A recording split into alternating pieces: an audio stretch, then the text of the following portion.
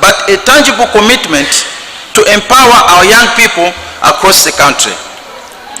We aim to provide you with the tools, resources, and platforms needed to thrive and lead in this dynamic domain. Through mentorship programs, skills development initiatives, collaborative projects, and networking opportunities, we will nurture talent, foster innovation, and create pathways for success in ICT-related careers and entrepreneurship. As we embark on this exciting journey together, I urge each one of you to embrace this opportunity wholeheartedly. Be curious, be bold, and be proactive in exploring the vast possibilities that ICTCs offer. Seize every opportunity to learn, collaborate, and contribute your unique talents towards building a digital ecosystem that is inclusive, ethical, and sustainable. Remember, the future is not something we passively inherit, it is something we actively create. Let us harness the power of technology responsibly and ethically to address societal challenges, promote equality of opportunity, and foster a culture of innovation and excellence. In conclusion, I am very confident that this youth chapter will serve as a catalyst for positive change, inspiring generations to come and leaving a lasting impact on our digital society. Together, let us embark on this exciting journey with enthusiasm, determination, and a shared vision of a brighter and more connected future. It is therefore my singular honor and privilege to officially launch the Smart Africa Youth Chapter for Malawi. I thought you'd be clapping hands. You're not excited? I thank you all for your attention, and may God bless Malawi and God bless our beautiful continent, Africa. Thank you very much.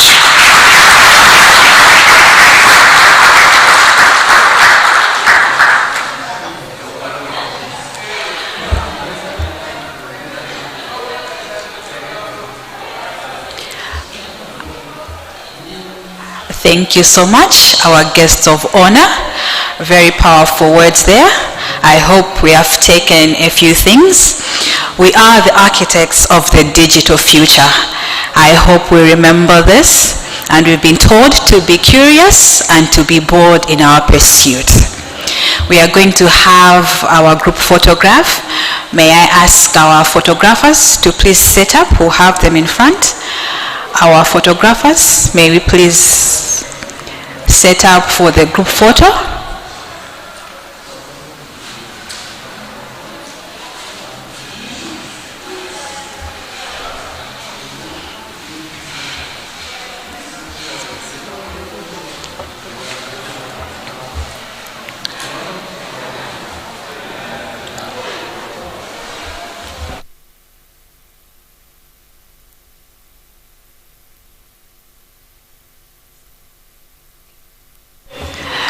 May I ask our guest of honor to please come in front? May I also ask DG for Smart Africa, DG for Macra, the Vice President of the Youth Caucus of Parliament, and Mr. Paul Katema.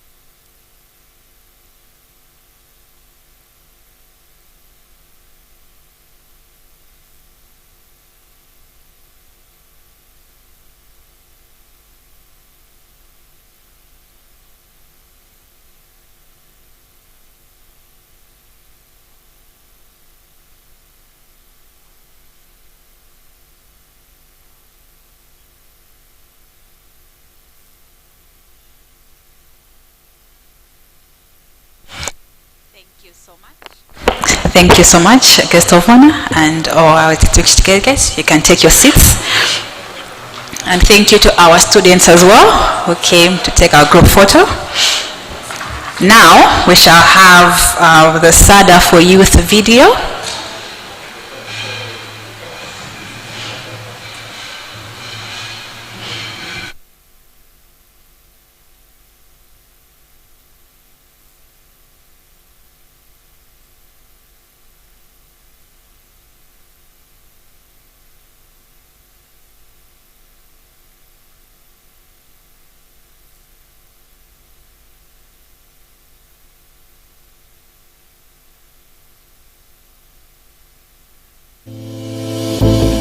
In a world where the future belongs to the digital savvy, Africa recognizes the urgency of inclusion and economic growth.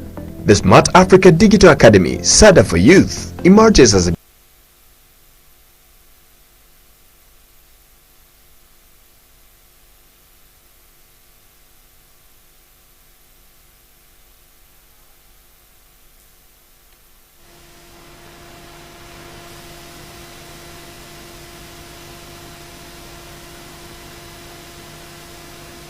beacon ushering in a transformative era for the youth, entrepreneurs and SMEs across the continent. With the world's largest potential labor force by 2035, Africa is poised to become a services production. SADA for Youth stands ready to harness this potential by providing cutting-edge strategies for youth education and skills development. We are working on the sound. We apologize for that.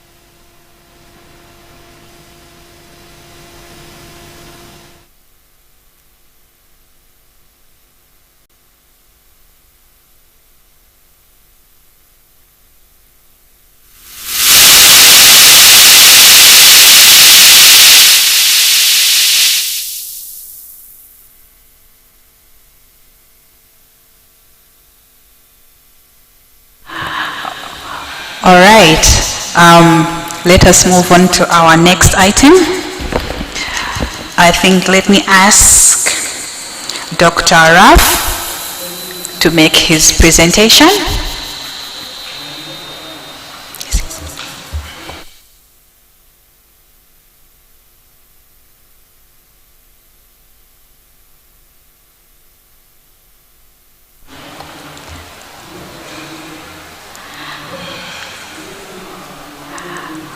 Dr. Raf, I'm told, is on his way. He's coming.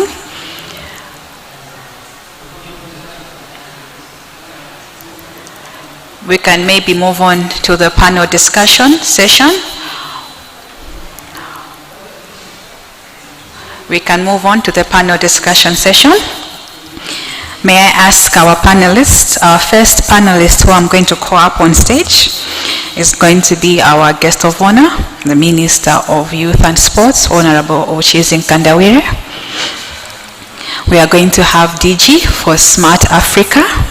May we please take seats up in front for our panel discussion. As our moderator, Mona Lisa is also getting set. May I also call upon DG for Macra, Mr. Daud Suleiman, and our youth representative to also come in front. Where's Salima, who's also our team lead for the Muwini Fund. Let me also call Mr. Paul Katema, who is representing Ministry of Information.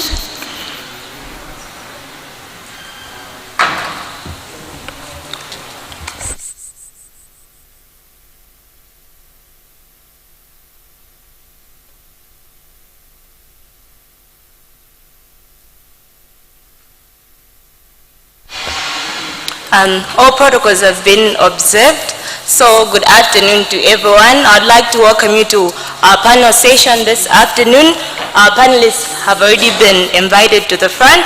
So this is a 30 minutes panel session, and then later on we shall have 10 minutes for a Q&A session.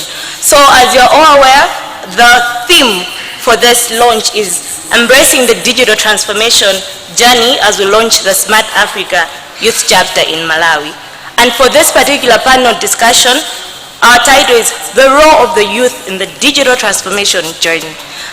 I believe the youth were interested to know that, yes, Smart Africa is being launched in Malawi, but what is our role in this digital transformation journey? So before I start, I'd like to welcome our panelists to our panel discussion. This should be an interactive panel session, and I'd like to give each one of you a minute to at least give us a brief about yourself and your journey to this point in your career. So we shall start with Mr. Paul Katema, and then we go on. Yeah.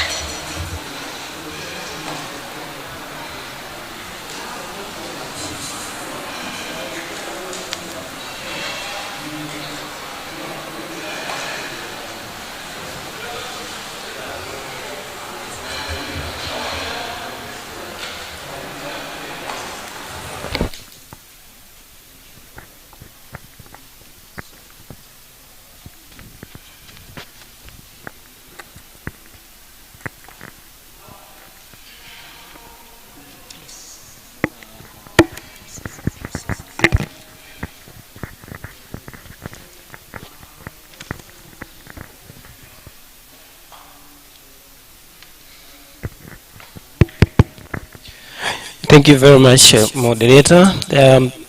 Briefly, my journey. I've worked. I've worked in the banking sector. I've also worked in NGO sector, as well as IT company in Kenya, in South Sudan, and also in Malawi. And apart from being employed, I've also run a couple of startups. Currently, I'm working as director of e-government. And a few months back, I was heading the government-wide area network, popularly known as GWAN, which is this is the network that connects all the government institutions in Malawi. So briefly, that's my journey in terms of the ICT space. Thank you.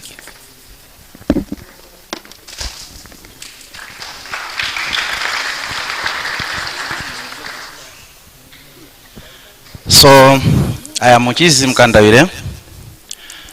I'm a politician. I was motivated to be a politician when I was in Form 3 in secondary school. I'm a civil engineer by profession.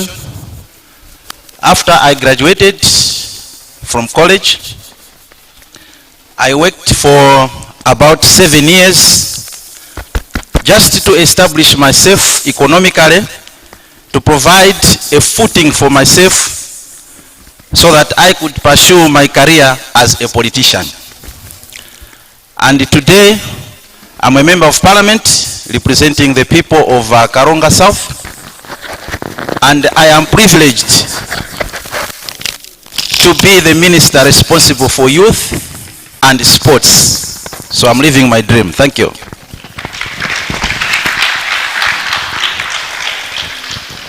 Well,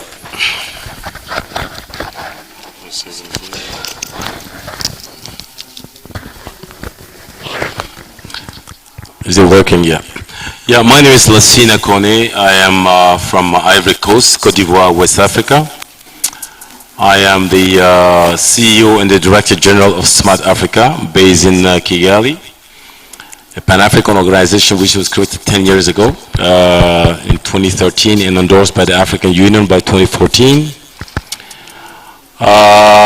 Professional by training, I have a bachelor degree in electrical engineering, and I have a master's degree in data communication engineering, and I have an MBA from George Washington University.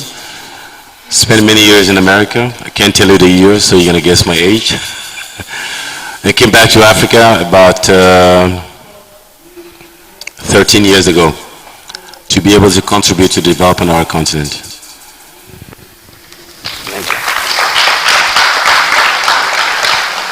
Thank you. My name is Daud Suleiman. Currently, I serve as the Director General of MACRA, the communications sector regulator in Malawi.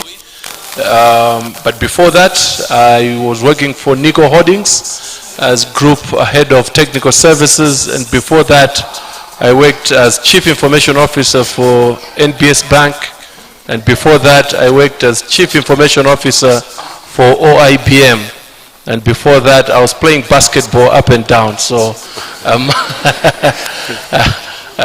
yes, thank you very much. Thank you. I am Salima. I am working as the team lead for Muni Fund, which is the ICT Innovation Fund.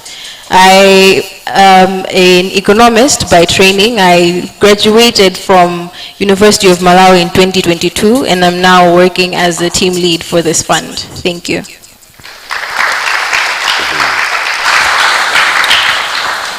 Well, thank you so much for your inspiring stories and your journeys. Now we'll go straight into our panel session, and the first question is directed to the Director General of Smart Africa, Mr. Lassina Kone. We would like to know, you have just given us a speech about Smart Africa, what has been achieved to this day, but we would like you to elaborate what specific initiatives as well as strategies have been set apart by Smart Africa to ensure youth are the key beneficiaries of the Smart Africa's vision of transforming Africa into a single digital market. Thank you very much. Before I actually answer that question, I would like to, for it to be, it's about you, this panel is not about us. Since it's about you, I would like you to raise your hand. How many of you watch national news on the TV in the evening? Raise your hand. One. You see? How many of you follow the news on social media?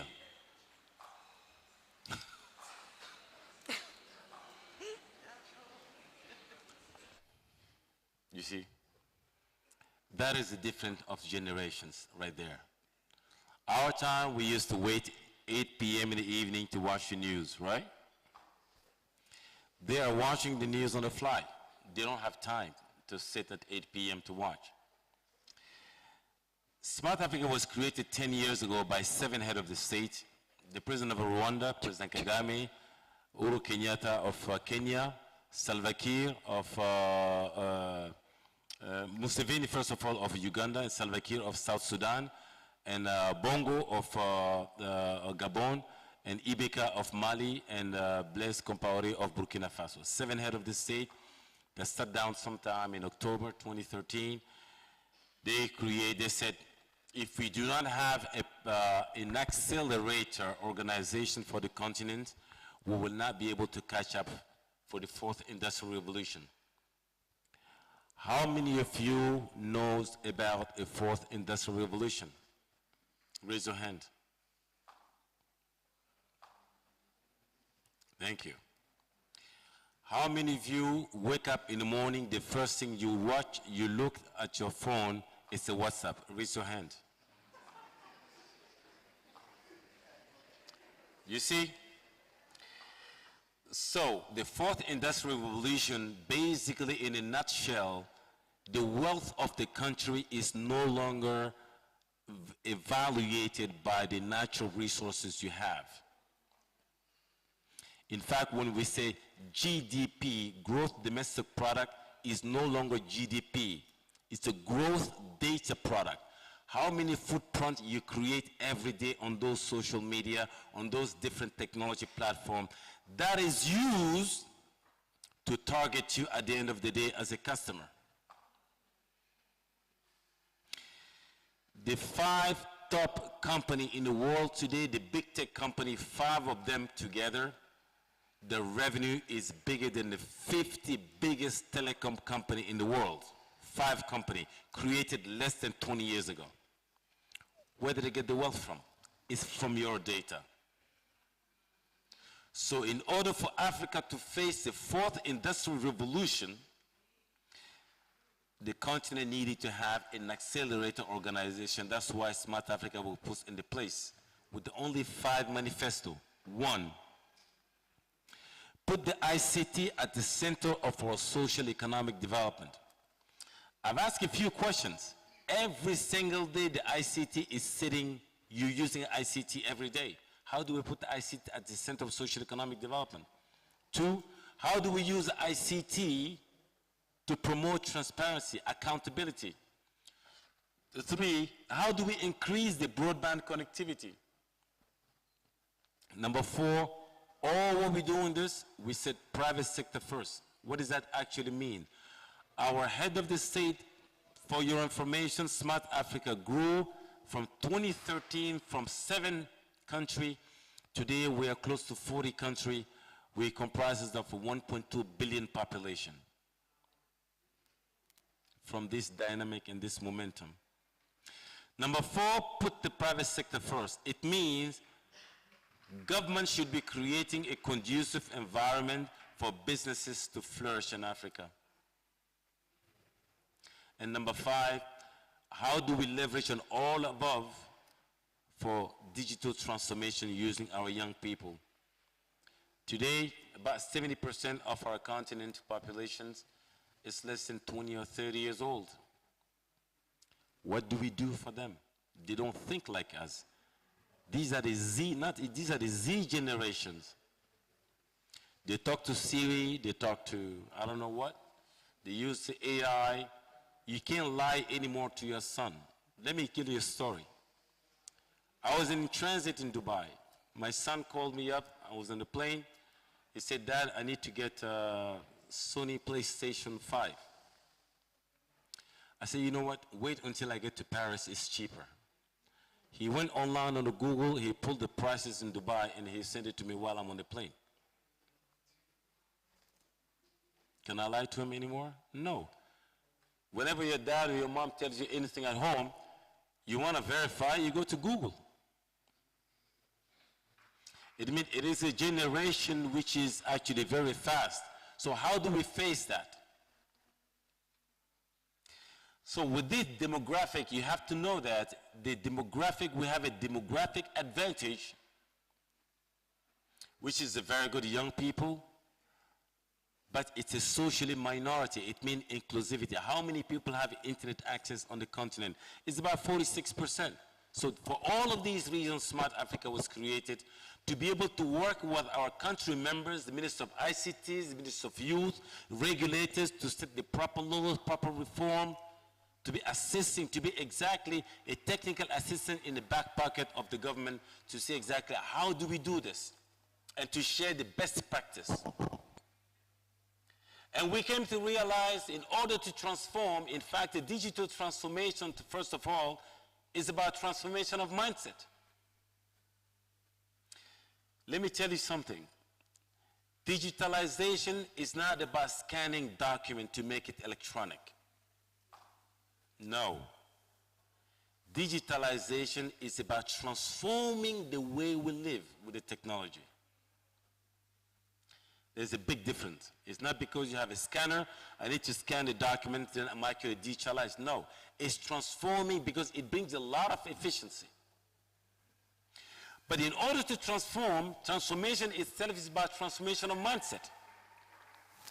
For example, before, in the Malawi here, if you used to go maybe to see your parents like every 3-4 months, now you have a WhatsApp call. It's a different way of meeting, but it's meeting online. How do we face that? How do we face these new challenges? For all of these reasons, Smart Africa was created, specifically Smart Africa Digital Academy. So we came to realize, focusing on the capacity building for our youth, it should be #1 priority. And within SADA, then we have a youth chapter. SADA addresses, actually, we're going to cover it. It addresses about 5 different layers. Decision makers, which are people who make the law.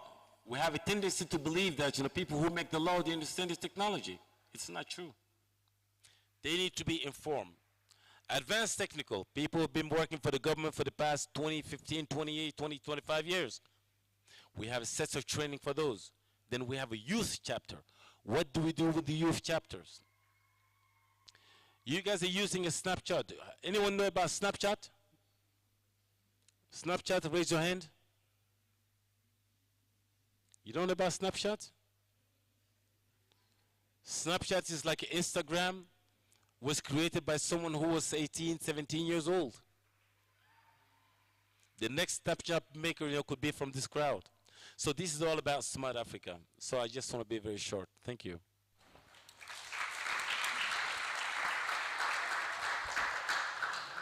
Thank you, DG Smart Africa, for sharing about the SADA platform that we have, as well as the Smart Africa Youth Chapter that we have just launched here in Malawi.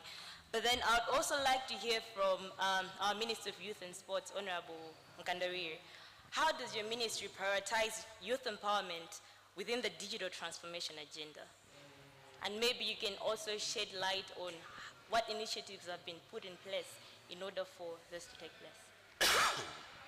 Well, thank you for that question. As a ministry, we do realize that we are living in the digital age. So my ministry has prioritized digital transformative agenda as one avenue for sustainable youth empowerment in several ways. Firstly, the recently launched National Youth Policy, the one that we are implementing in 2023 to 2028, has science, technology, and innovation as one of its priority areas. There is recognition and acknowledgement in the policy that there is an urgent need to popularize science, technology, and innovation, and motivate young people, and more particularly amongst girls, as critical agents of change, to access and exploit the benefits of science, technology, and innovations in order to spearhead the national socio-economic development. This provides a blueprint for government and all stakeholders to accelerate provision and access of science, technology, and innovation across all spaces of programming. Additionally, the ministry is implementing a number of interventions that promote youth's access to ICT and other digital services. For instance, the ministry is implementing the Youth Connect platform, also originating from Rwanda, that among other areas promotes innovations in digital technology and AI. This is a continental platform that connects young people to learn, collaborate, and access opportunities for their ideas and innovations. It is pleasing to note that previous Malawi winners at the annual Youth Connect Symposium have all innovated digital solutions. Furthermore, under the National Youth Services Program, the ministry is supporting youth groups that are establishing enterprises in ICT through skills training and provision of startup equipment.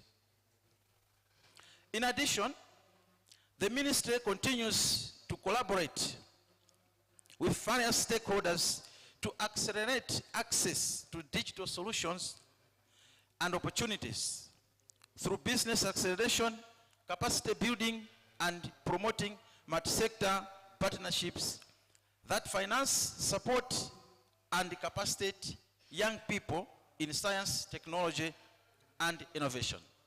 Thank you.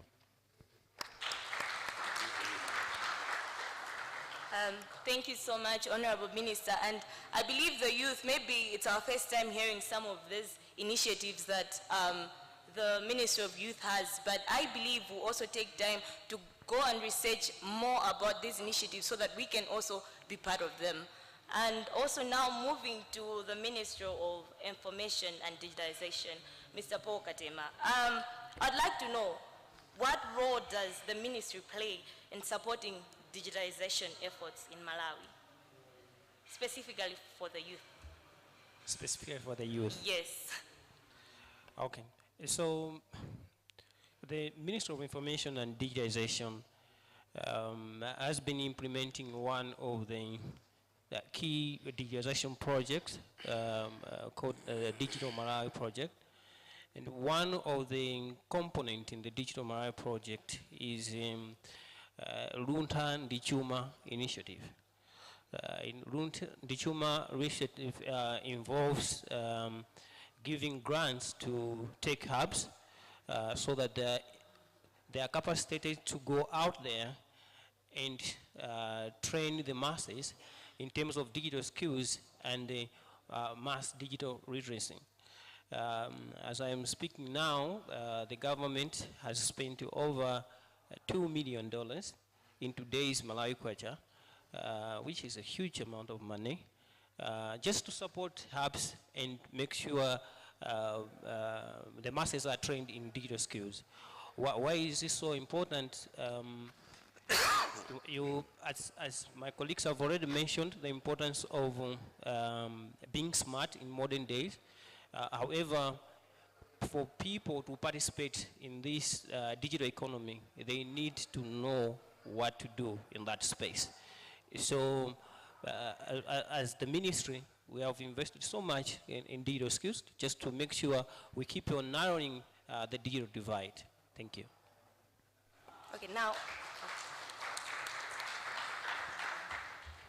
just to add on to that, okay, now that Smart Africa Youth Chapter has been launched in Malawi, what are some of the ways that the ministry can now collaborate with Smart Africa to ensure that digitalization is being advanced in the country?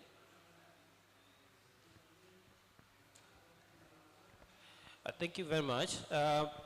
Actually, the ministry has already been involved in this Smart Africa initiative, including the actual signing when Malawi was actually joining the Smart Africa. The ministry, through our colleagues also from MACRA, we've been engaging Smart Africa, and we believe the goals of Smart Africa are not very much different to the government's digitalization agenda. And it's a matter of collaborating and making sure we're pushing in the same direction. So any initiatives that Smart Africa can bring now, definitely there is already a slot within the ministry to be able to support that initiative and push it, because at the end of the day, their goal is to digitally transform Malawi, digitally transform Africa. Thank you.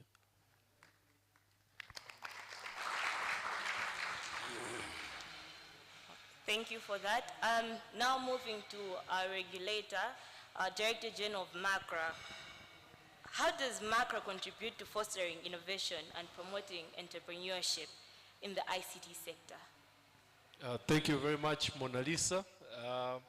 MACRA by law is mandated to provide an equal playing field where every Malawian has access to our natural resource, which is called spectrum, and also the fruits and the services that are born out of there. And that then brings about the need that we should equalize the playing field. The first thing that we're doing at MACRA is that we're walking the talk. So we have the youth as an important agenda, and we've made it sure that the youth are indeed taking a leading role. So Muni Fund that you see, the banners that are around here, that is our research and innovation fund, which we run within the regulator. That fund, as of the last financial year, it was 500 million Malawi kwacha. Last thing before we had a devaluation, that was $500,000 that we put up for our research and innovation purposes in Malawi. But what's very important is that this young lady here is the CEO who is managing that 500 million Malawi kwacha, and that's her colleague, and there's another colleague over there. I think average age is 23 years old. So we have 23-year-olds that are deciding and driving the innovation and research agenda, because even me, I'm 43, 44 years old. I'm a bit old compared to what these guys are coming up with. So we are not just talking about the youth should be involved in the innovation sector. We have exposed the youth and we've given them the latitude that they should come up with ideas and they should run with things. In so doing, we've realized that we do need to have a strong regulatory and legal framework that should protect these innovations. And this is why we are in the process of coming up with a new bill, which is called Digital Innovation and Entrepreneurship. We are targeting the July sitting of Parliament this year, and I'm glad that I have two votes on this bill. The Honorable Minister is a member of Parliament and the Deputy Chairperson of the Youth Caucus. This bill is going to introduce a structured way in which, as Malawi, we take account of our intellectual property, how as Malawi we facilitate for incubation of those ideas. As Malawi, how do we facilitate for acceleration of these ideas so that we can have a structured way of accessing funding to our ideas. This bill is going to pretty much change the game on how we deal with innovation in this country, and most importantly, it is going to lead to a knowledge-based economy based on a structure that is defined, that is scalable, and most importantly, that is protecting our youth as they venture into becoming startups and SMEs.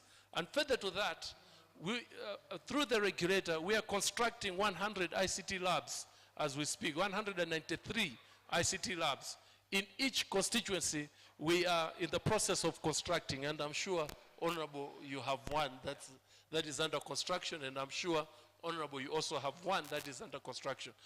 The purpose there is to ensure that every kid, wherever we are, they should have access to ICT services, and they should be able to walk to an ICT lab where they can touch, feel a computer, and play around with it. Our idea is that by the end of the next 2 financial years, we should have 500 ICT labs that have been constructed across the country.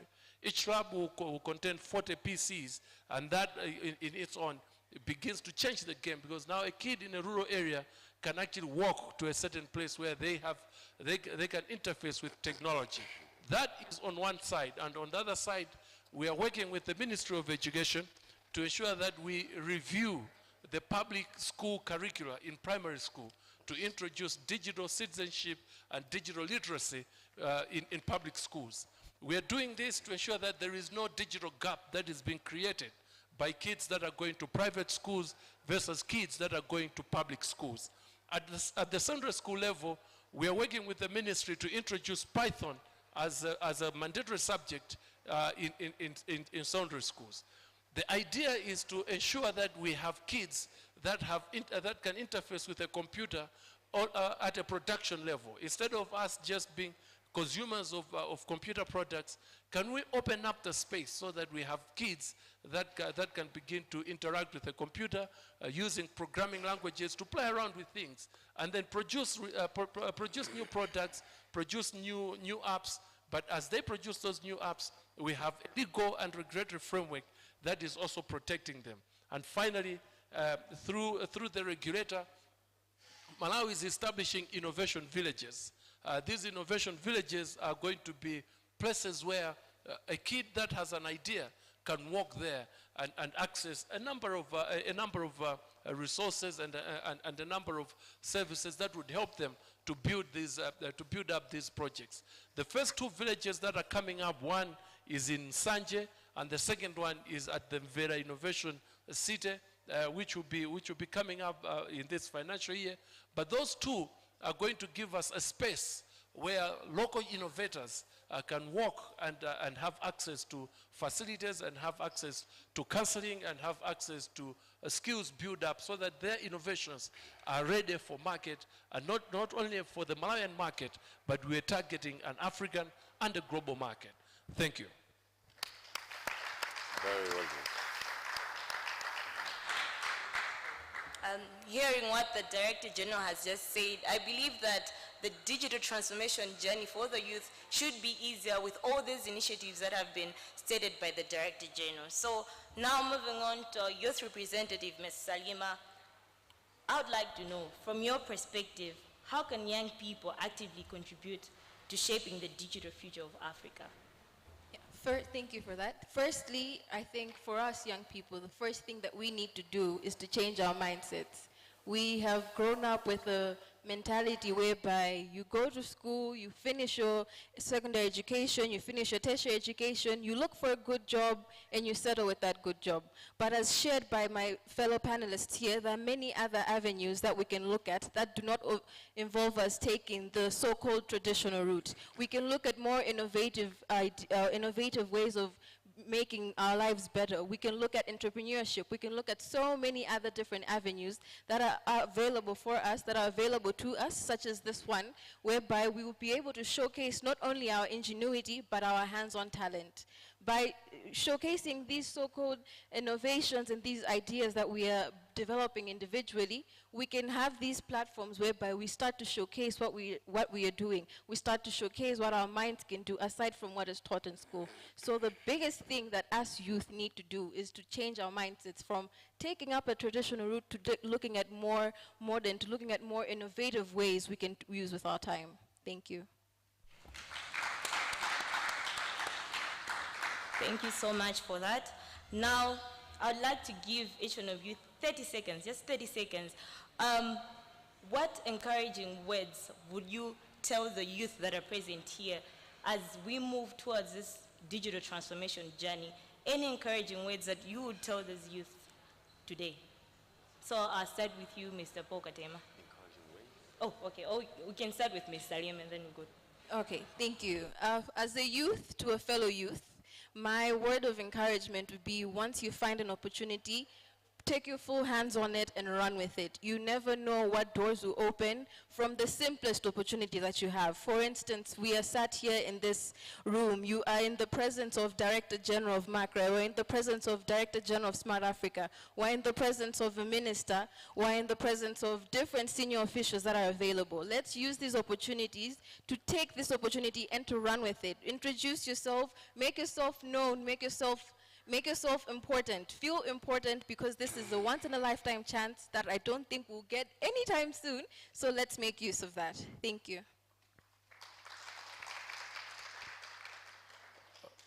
For me, I think we need to realize that the landscape has changed.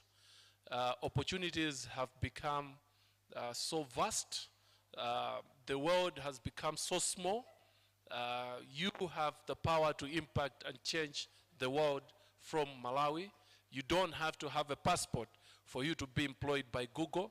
You don't have to have a passport for you to have a job at Microsoft. All of these are opportunities that you can have. So why not? Stand up and step up. And now is the time. Thank you. Mine is a tough one. Your majority of you certainly going to school to get a degree, right? The degree doesn't get you a job. Do you know that? The degree, university degree, doesn't get you a job. Your gift and your talent gets you a job. Your curiosity gives you a job. How many PhDs and how many master's degrees, how many bachelor degrees are out there without actually any job? The education helps you to think. That's all the education does. It structures your way of thinking. But actually what you're going to do in your career could become something very different. Every single one in this room among young people, you are all gifted. Then you need to know what are you gifted with. If you do enough research on Google, you're certainly on Google more than me. Do you guys know that the Google and Amazon, they don't hire based on qualification anymore? They don't ask you a university degree, you know that? Anyone know that? Raise your hand. If you apply for any job at Amazon, do they ask you any bachelor degree? If you ask for a job at Meta, do they ask any bachelor degree? But they know that education is necessary. It only helps you to think. They're looking for your talent. The talent is actually what we're doing, youth chapter. How many of you knows about blockchain? Raise your hand. No, you're not a young, Ralph. How many of you knows about AI? So you use ChatGPT? Your people are using ChatGPT, huh? So you guys, how many people using ChatGPT?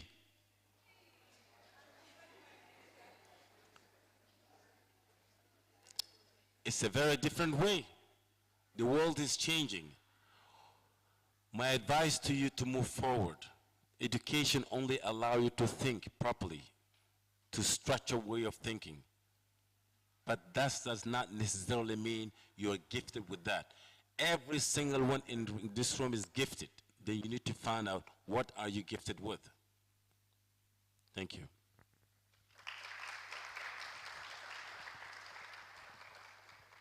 So what I could say is that as young people, we really need to work on mindset change. As my colleagues have already said, there are so many opportunities out there, but it takes one to see and make use of those opportunities. Because as young people, everyone looks up to the government. The government is not employing us. Okay? There's no way the government is going to employ everyone. We have to look at ourselves. What is it that we can offer? Because somebody said, you should not look at what the government can do for you, but what you can do for your government. We say young people, we are more than 50%. What is our population? The population of Malawi, we are talking of close to 20 million. It means we have 10 million young people. And all of us, we just want to carry our papers to some offices and look for employment. Yes. That's not going to happen. Let us be innovative. Let us be creative as young people. Then we will make it. Otherwise, if we don't change our mindset and we always look forward to somebody employing us, then we are going to wait forever. While others are making it in agriculture, others are making it in ICT, we'll just be there trying to look for connections to get employed. Thank you.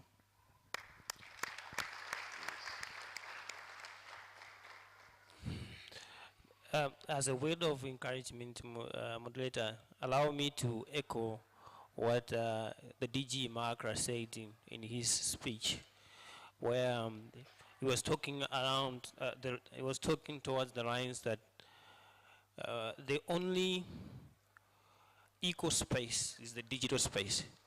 So it doesn't matter you're in Malawi, it doesn't matter you're in UK or whatever the country is. It is an eco environment which provides equal opportunities.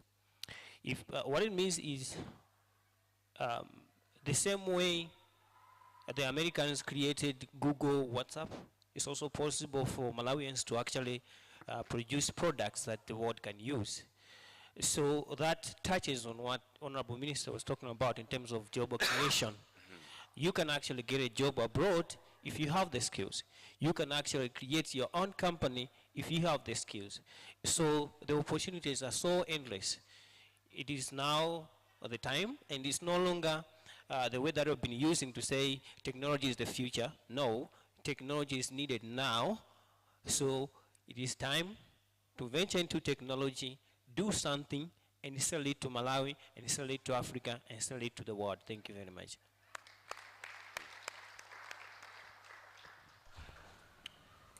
I believe after that fruitful panel session, we the youth are now aware of what our role is in this digital transformation journey. Are we all aware of our role now? Now we know what to do when we go out there. Yeah, so after this panel session, I'd like to take questions from the audience. So I think we can take 3 questions. So if anyone has a question, we'll take 3 questions and then they'll answer. So do we have any questions?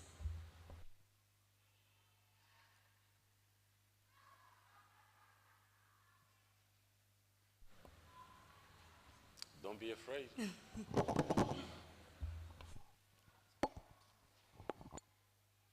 If you don't have a question, I have a question for you. You laugh there. Yes, yes. Someone has.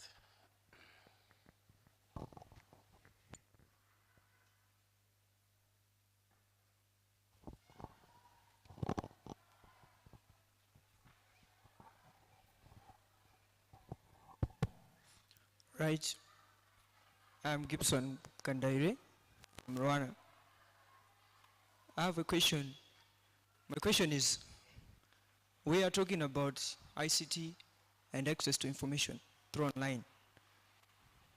As a country, we have a challenge in terms of the prices, the rates of our data bundles, and the validity of the data bundles.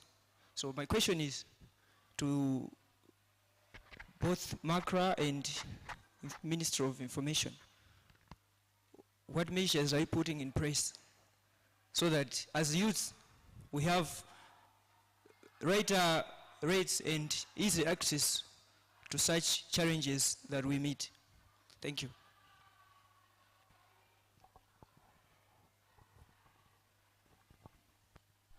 Do you have any other question? Yes, there's a hand there.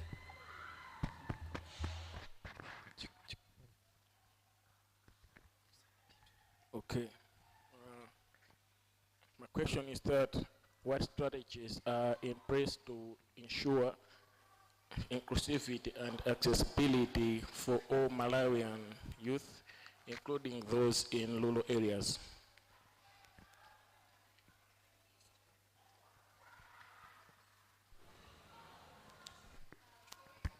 With a question. Okay, my question is, what strategies are in place to ensure inclusivity and accessibility for all Malawian youth, including those in rural areas? Inclusivity and accessibility. And then the last question. Oh, we don't have any ladies with burning questions. They all seem to be men.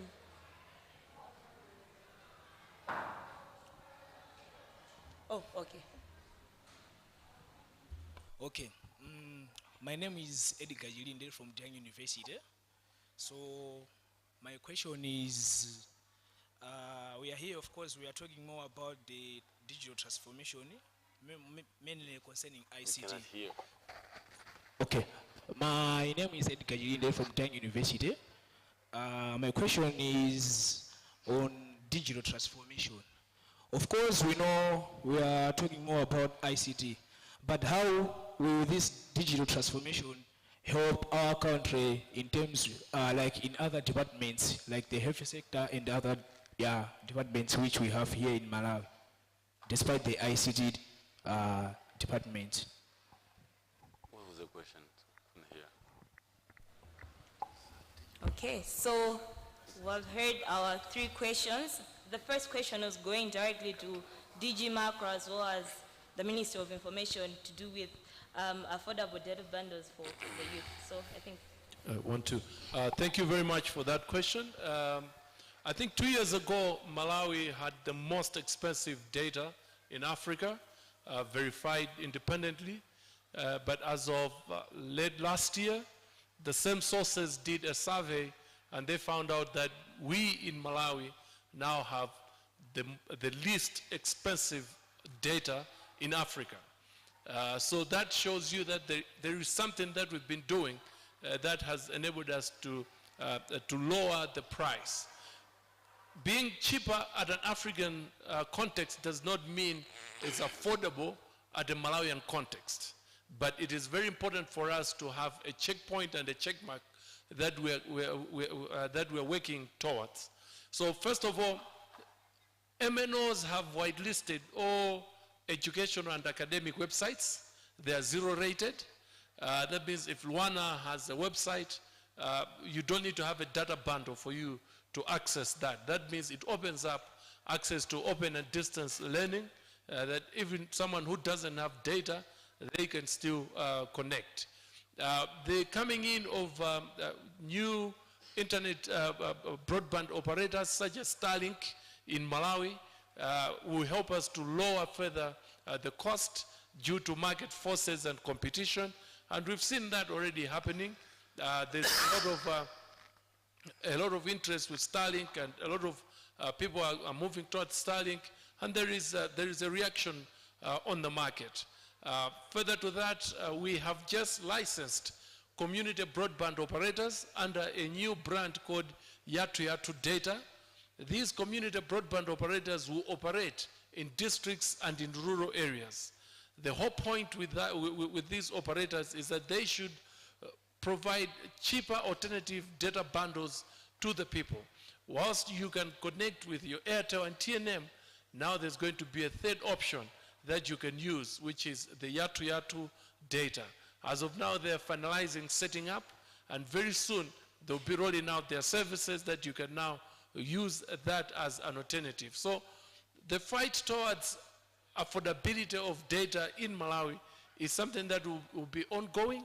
We are not happy that we're just the least expensive in Africa, but we would want to have meaningful connectivity that is being extended to the youth, and especially those in rural areas. I think let me stop there, and then the other questions my colleagues can address them. I think the last one, DG Connie, was on digital transformation. How does digital transformation? Yeah, the gentleman here, how does the digital transformation in other sector? I will answer that by answering a few questions. When you were born in a hospital, right? Even if you're not born in a hospital, you're born home. The first document, which is the birth certificate, who gave that to you? The government. When you reach the age of 6, you want to go to the pre-K or primary school. When your mom and dad don't want to register you, what did they ask you? Your birth certificate. But who gave it to you in the beginning? The government. So why the government asks you something, they are the one who made it? That's where digitalization comes from. Single source of truth. If the government gives you a birth certificate from the beginning, why the government should be asking you if you want to register school or if you want to go anywhere else? If the government was digitalized, the only thing the government will need to know is authenticate and that this is really you. The authentication usually start at the age of 12, 13 when you start developing proper fingerprints. Digitalization is not vertical. Digital transformation has never been vertical. It's transversal. It's just like a vein, our blood vein on the body. Agriculture has a digitalization. You're going to tell me how? The satellite data. I will give you an example. Our fathers and our grandfathers, they are used to what? If they have a land, If here, what's the most, the agricultural sector, what area you guys are? Tobacco. They used to plant tobacco just on arbitrary distance. So the yields per tobacco farm, let me give you an example. If you have a 1 acre, maybe from 1 acre traditionally you make maybe 10 tons.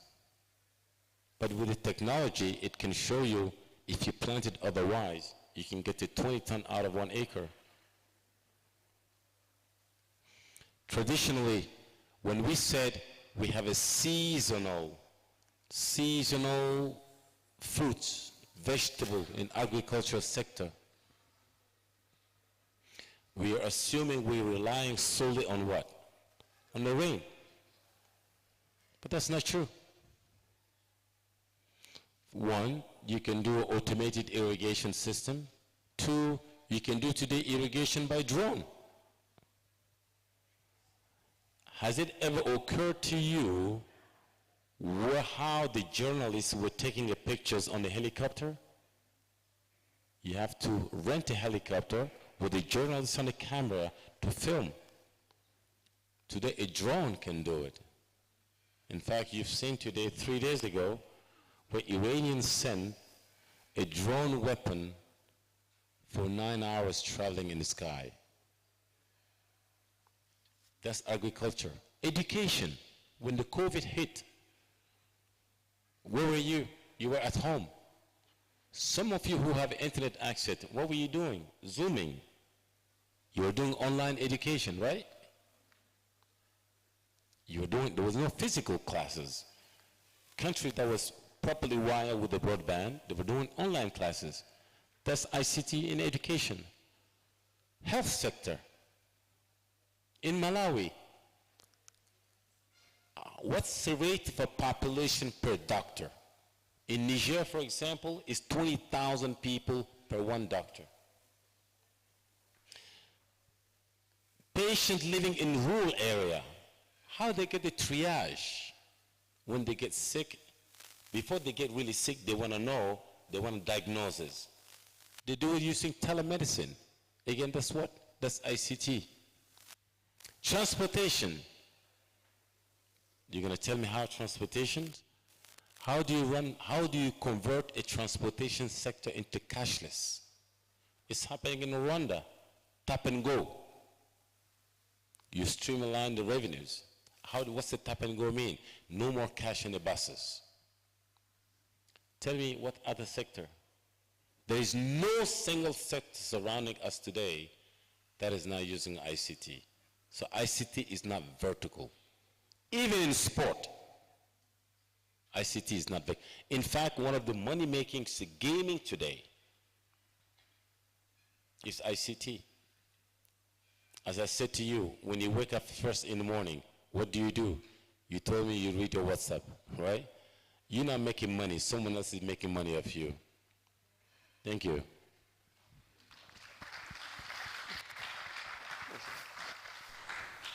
The last question was on what initiatives and strategies have been put in place to ensure inclusivity for those in rural areas. So I believe maybe the Minister of Youth should take that question. Yeah, I think on that one, the DG has already touched on that one because as of now, if you compare today, this is 2024, compare it with where we are coming from, maybe 2012, thereabouts, you'd never see anybody in the rural areas with a WhatsApp phone, okay? There is a very big change. We have progressed. It's 4G now in the rural areas, and all young people today in the rural areas, you find that they've got smartphones, almost everyone. They're able to communicate on WhatsApp and stuff like that. So everyone is being taken on board by making sure that we have network in all corners of Malawi. So no one is going to be left behind. Everyone is going to be taken on board. Thank you.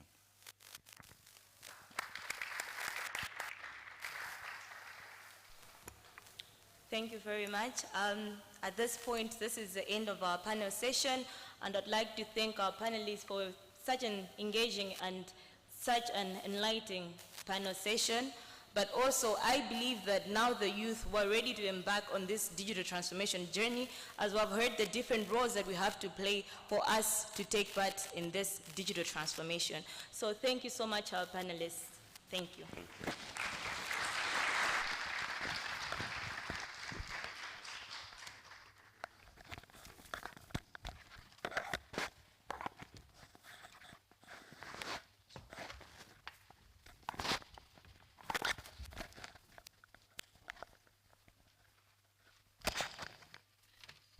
Another round of applause for our panelists.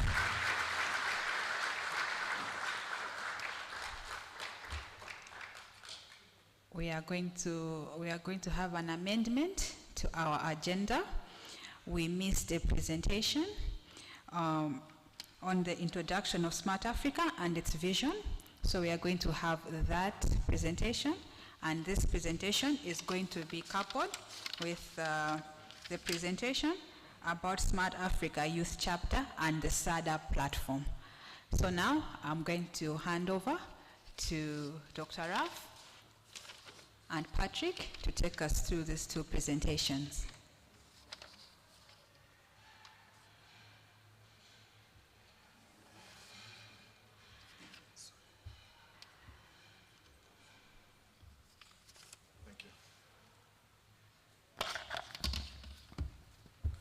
Good afternoon. How are you feeling? Good? All right. You have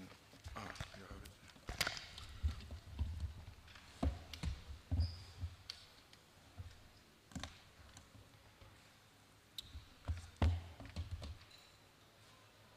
So, is it not... Okay. So while we're waiting for the presentation, the slides to show, let me introduce myself. My name is Ralph Oyini Mbuna. I'm the Director of Digital Transformation at Smart Africa. I consider myself young. That's why I guess I was chosen to be with you today, to present Smart Africa. Here's the screen. So I'm going to try to introduce you to Smart Africa and its vision. Apologies, I'm a little bit late. I was stuck on another panel, but I really wanted to be here because I want you to remember one thing out of this presentation. Please do. Do what you love. Trust me, do what you love. That's the one thing that I want you to remember, and I will show you through this presentation of Smart Africa, and you're going to see the link. Good.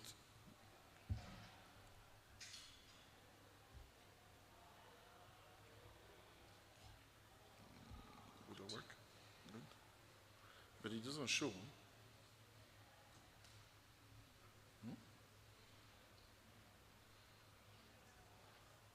I'm switching here, but it doesn't switch on the screen.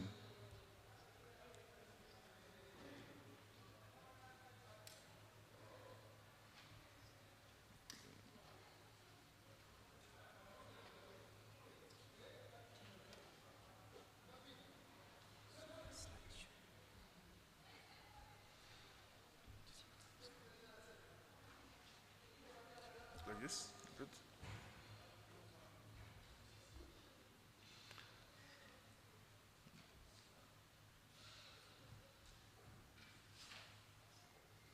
It still doesn't switch, huh? There we go. Good.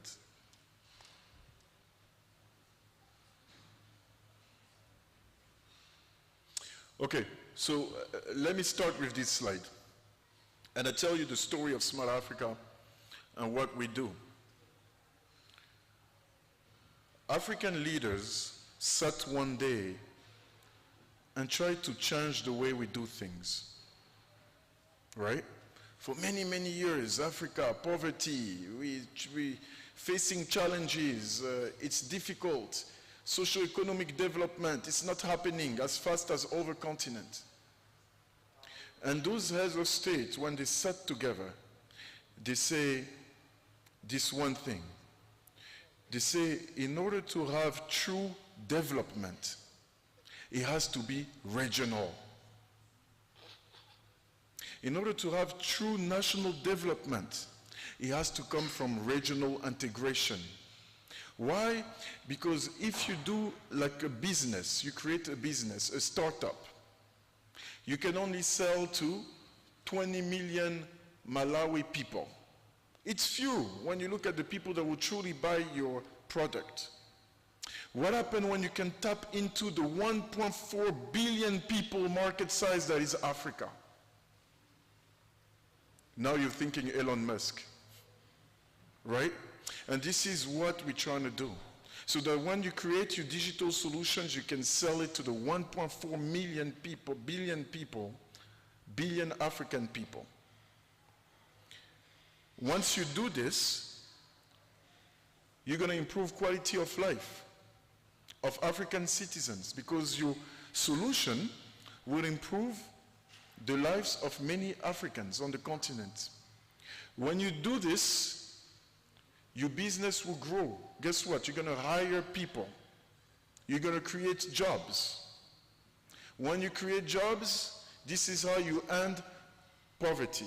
This is how you reach prosperity.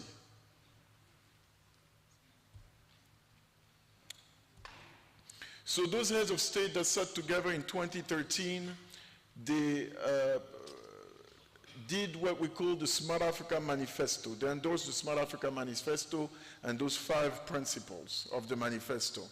The 5 principles is to put ICT, information communication technology, at the center of development, to improve broadband, to improve efficiency, openness through ICT, to put the private sector first. That is important. And that brings me to what the Honorable Minister was saying. If Malawi has a population of 20 million people, and 50% of those 20 million people are young, do we expect the 10 million people from Malawi to work for the government? No. That's why we say we put the private sector first, so we can create jobs for those 10 million people. Leverage ICT to promote sustainable development. And of course, the manifesto was endorsed by the African Union International Telecommunication in 2014. So Smart Africa is young as well, right? It's about 10 years old. Now, the vision of Smart Africa is to transform Africa into a single digital market. I said this, and how? By driving Africa's digital transformation. So the challenges, I think the panel covered those challenges. I'm not going to spend too much time on these. I identify here 3 main challenges that we see kind of across countries, including Malawi. Well, you have regulations, policies. DG of Macra was here and is the one that responded when there was like a question from, the gentleman here, and he's the one that responded, because regulations are key. If you're trying to reduce the cost of internet, if you're trying to make internet accessible for all, regulation is key. Second is infrastructures. You need infrastructures. If you don't have infrastructures, it's limited what you can do, right? You need smart devices to connect yourself to the internet, right? For example. Next is low level of digital skills. Well, even if I give you like a smartphone now, you need to know how to code it, right? To develop maybe like a mobile application, etc. So this comes with skills. So those are the main challenges. And we believe that if we overcome those challenges, we'll be able to reach the potential of single digital market. That image on the right is powerful. It's very powerful. What it shows you is Europe and Africa. Europe as an example. Intra-African trade represents approximately 18% of African exports. Intra-European trade represents approximately 69% of European exports. What does he mean, in your opinion? Concretely, what does he mean? Can someone give it a shot? What do you see behind those numbers that is shocking?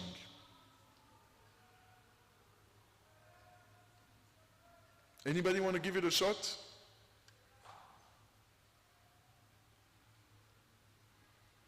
Don't worry, there is no stupid answer. All answers are good. Just like there is no stupid questions, they're all good. Nobody? Well, I tell you, if African countries sell and buy from each other only at 18%, where does the money go? It means like one day when you're going to work, 100% minus 18%, that's like what, 82%, right? That means when you're going to work, 82% of your money going to go outside of the continent. That's what it means. 82% of your money going to go outside of the continent. That represents in a way the flow of money. Europeans, they're very good at keeping the money within the continent. They're buying and selling from each other. African people, we're buying Nikes, Reebok, right? Buying Volkswagen. Money is going outside of the continent. How do you want like a people to reach prosperity, to have good quality of life, if 82% of your salaries are going outside? Right? Let's continue. I didn't mean to scare you. We're going to improve this. We will improve this. So the Smart Africa Alliance grew. It started as 7 heads of state. Now it's 39 member states. And of course, Malawi is here. We all Smart Africans. That's what it means. Smart Africa is not only member states, government, it's also the private sector. It's also like international organization. This is really cool. This is really cool. That's why I want you to come back to SADA, right? Whenever you see a SADA training comes, because I think that young lady said it well. This is an opportunity for you. SADA is connected to this whole network. You want to meet someone from Google? SADA. We have a SADA representative, we have a Google representative in SADA. Someday during the year, it will do like a training. You want to meet Facebook, Meta?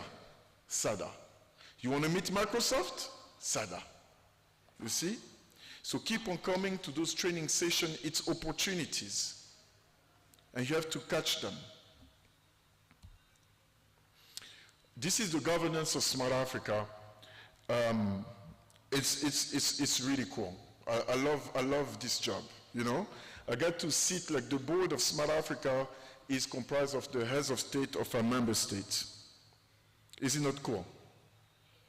I got to see and meet, even though like I didn't talk to him, like the president of Malawi, President Lazarus Chakwera. You see how cool it is? So you guys also will have a chance to do the same, right? Opportunities. This is the strategy of Smart Africa. I'm not going to spend too much time on this. You can read it online. It's based on 3 main pillars supported by Accelerate. The first pillar is Connect. It's about like infrastructure, affordable infrastructure, internet cost, etc. The second pillar in orange is Innovate. That's like the Smart Africa Digital Academy. It's about teaching you, giving the skills to the African population to do more. The third pillar is Transform. That's the department that I'm heading, right? It's the coolest department in Smart Africa, let me tell you. At Transform, what we do is like we support entrepreneurs, tech-driven entrepreneurs. We support them in terms of funding. We support them in terms of mentorship. We support them in terms of networking with over bigger companies. We support them also in terms of governments, or with the relationship with the governments. In that department, we do also digital platforms.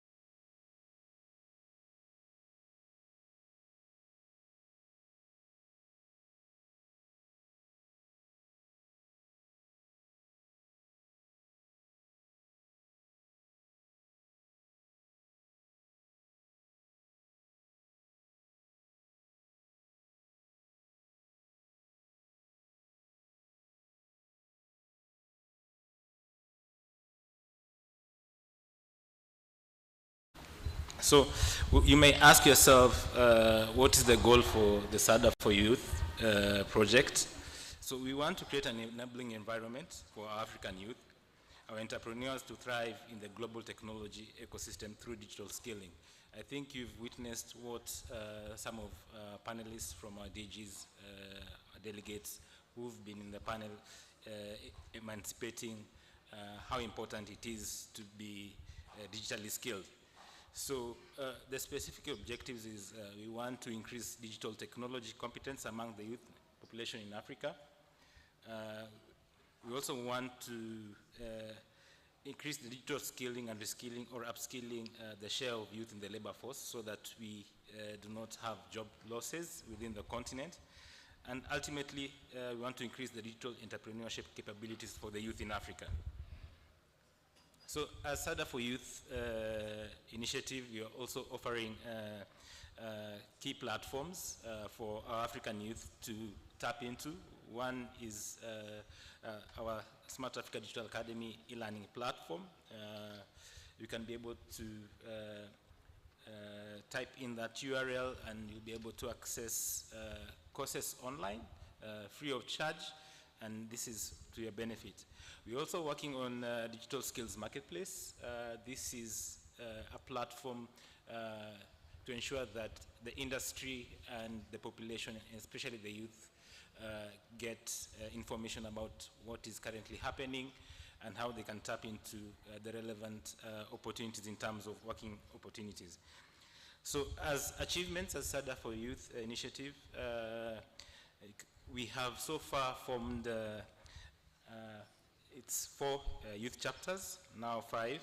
I think this has not yet been updated. We have the youth chapter of Sierra Leone, Congo Brazzaville, the Republic of the Gambia, Djibouti, and now we have, through your efforts and through your warmth, we have the Malawi youth chapter being launched today. We've had 2,000 plus youth entrepreneurs trained on emerging technologies and advanced topics in ICT, and we've so far impacted 15 member states out of the 39 member states who signed up for the Smart Africa Alliance. So just to give you a brief about the vision about the youth chapter that we have today. So we want to foster a united, empowered, and vibrant community of young people who will actively contribute to the growth and development of their nation through digital and entrepreneurial skills, knowledge, and opportunities they need to thrive in an evolving digital world. And our mission, one, is to champion digital literacy, innovation, and entrepreneurship among the youth of Africa through competency-based skills. So just to give you a brief overview about how the youth chapter is structured, we are looking at young people from the age of 18 to 35 years old.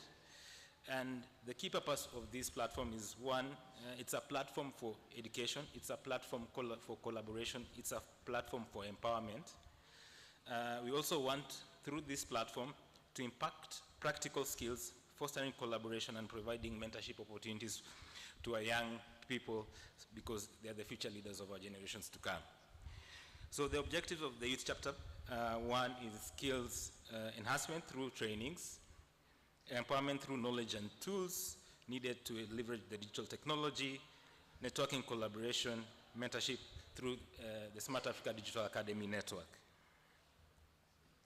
So you may ask yourself, why the Smart Africa Youth Chapter? What are the benefits of this chapter? So as I mentioned, you'll get skills development opportunities through various platforms, through various trainings that we offer as Smart Africa Digital Academy. As you know, a key ingredient of, especially on our learning platform, e-learning platform, is certification and the digital badges, which can showcase your credentials in terms of your competency in this field that you are in. So you'll be able to have access to educational resources, you'll be able to have access to mentorship opportunities with our partners and stakeholders within the ecosystem. The youth chapter also provides networking opportunities through the Smart Africa Alliance. It will provide you leadership roles opportunity within the chapter as well, and enable you to participate in competitions such as hackathons and mentorship programs, etc. So those are a quick overview about the SADA for Youth initiative and the Smart Africa Youth Chapter project. So, and I want to pause here before we move on to the next segment. Thank you, and over to you, MC.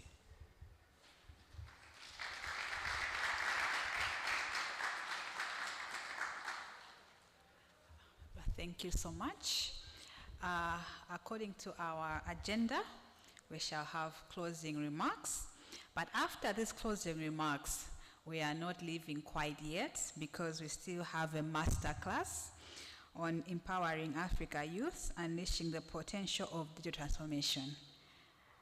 So let me ask Tokozani Timbe, our Director of Legal Services for MACRA, to give us a closing remarks, and then we'll have the master class.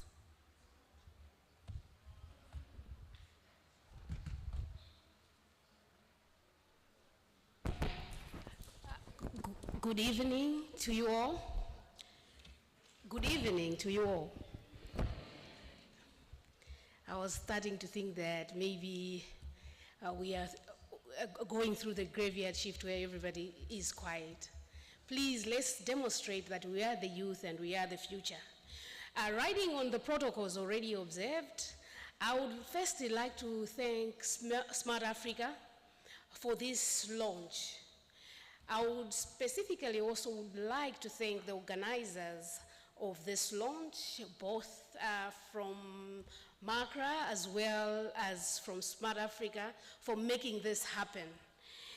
And lastly, I would like to thank you, the youth, for being ready to take up the digital future.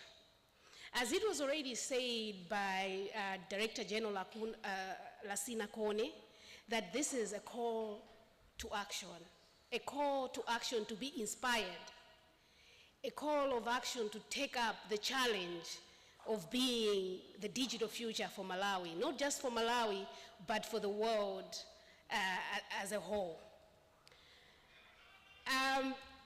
It has also been said that without a doubt, the future is digital. As Malawi, as Africa, you are our biggest asset. But you shall only be our biggest asset if you are able to adapt and to take up the digital skills that are being offered under SADA. You are lucky today that you have this particular resource. This is a resource that I would encourage each and every youth here to actually take time to go through and see what has actually been presented. This is where this is what you should be concentrating on. I was also very happy to hear some of the panelists saying that it's not about getting a degree. It's about for you to secure a job. It's about you getting the right digital skills to adapt to this digital future. There are so many examples that you can actually, we have seen. Mark Zuckerberg, a college dropout. Look what he has done. Elon Musk.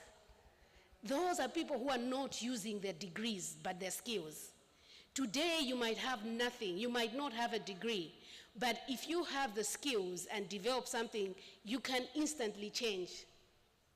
I keep on giving the example that if you look at this world today, the biggest company in the world for hotels is Alibaba. It's Airbnb. They don't even have a single hotel. They're leveraging on ICTs. The biggest network in the world is Facebook, WhatsApp. They don't have a physical infrastructure. They're leveraging on ICTs. There are so many examples. The biggest taxi company in the world is Uber. They don't even own a single taxi, but they're leveraging on ICTs. So these are just examples to you to show you that your only future is ICT.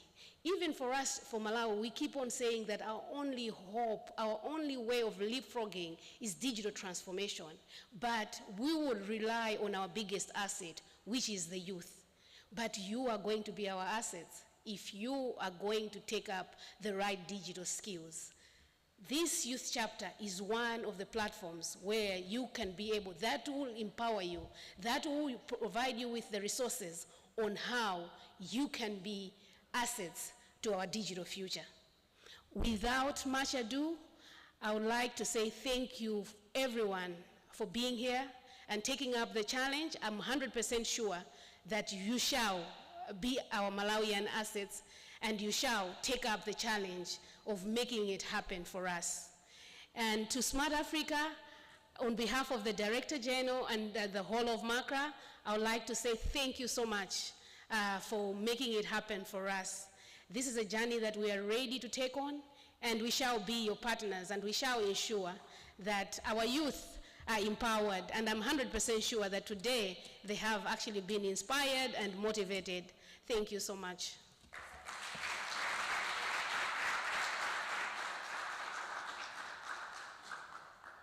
Thank you for the closing remarks.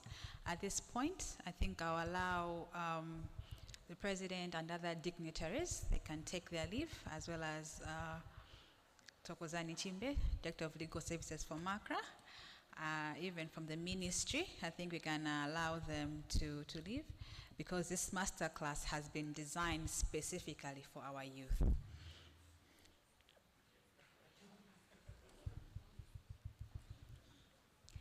Maybe we can also take like 2 seconds to stretch. I know it's been a long afternoon, so this time we can get up, maybe grab a cup of tea and come back. So please, we've got tea at the back. Let us grab a cup of tea and come back for this master class as we set up for the... Is our presenter ready?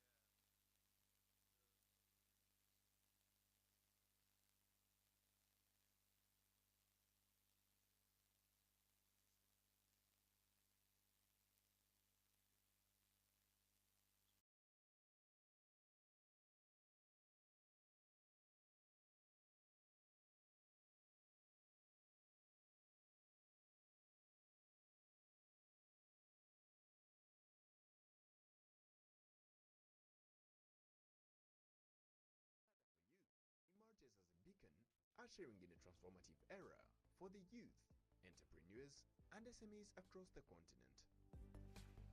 With the world's largest potential labor force by 2035, Africa is poised to become a major player in global goods and services production.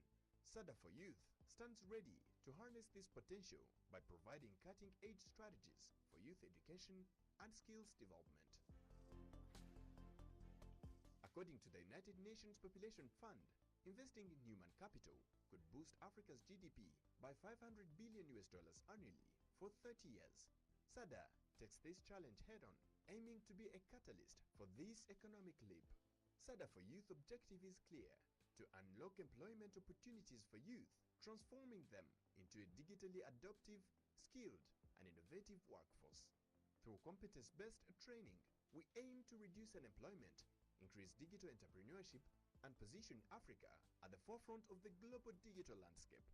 SADA for Youth is in tune with Smart Africa's vision of creating digitally connected continent with 3 goals: increasing digital technology competence, reducing youth unemployment through skilling, boosting digital entrepreneurship capabilities.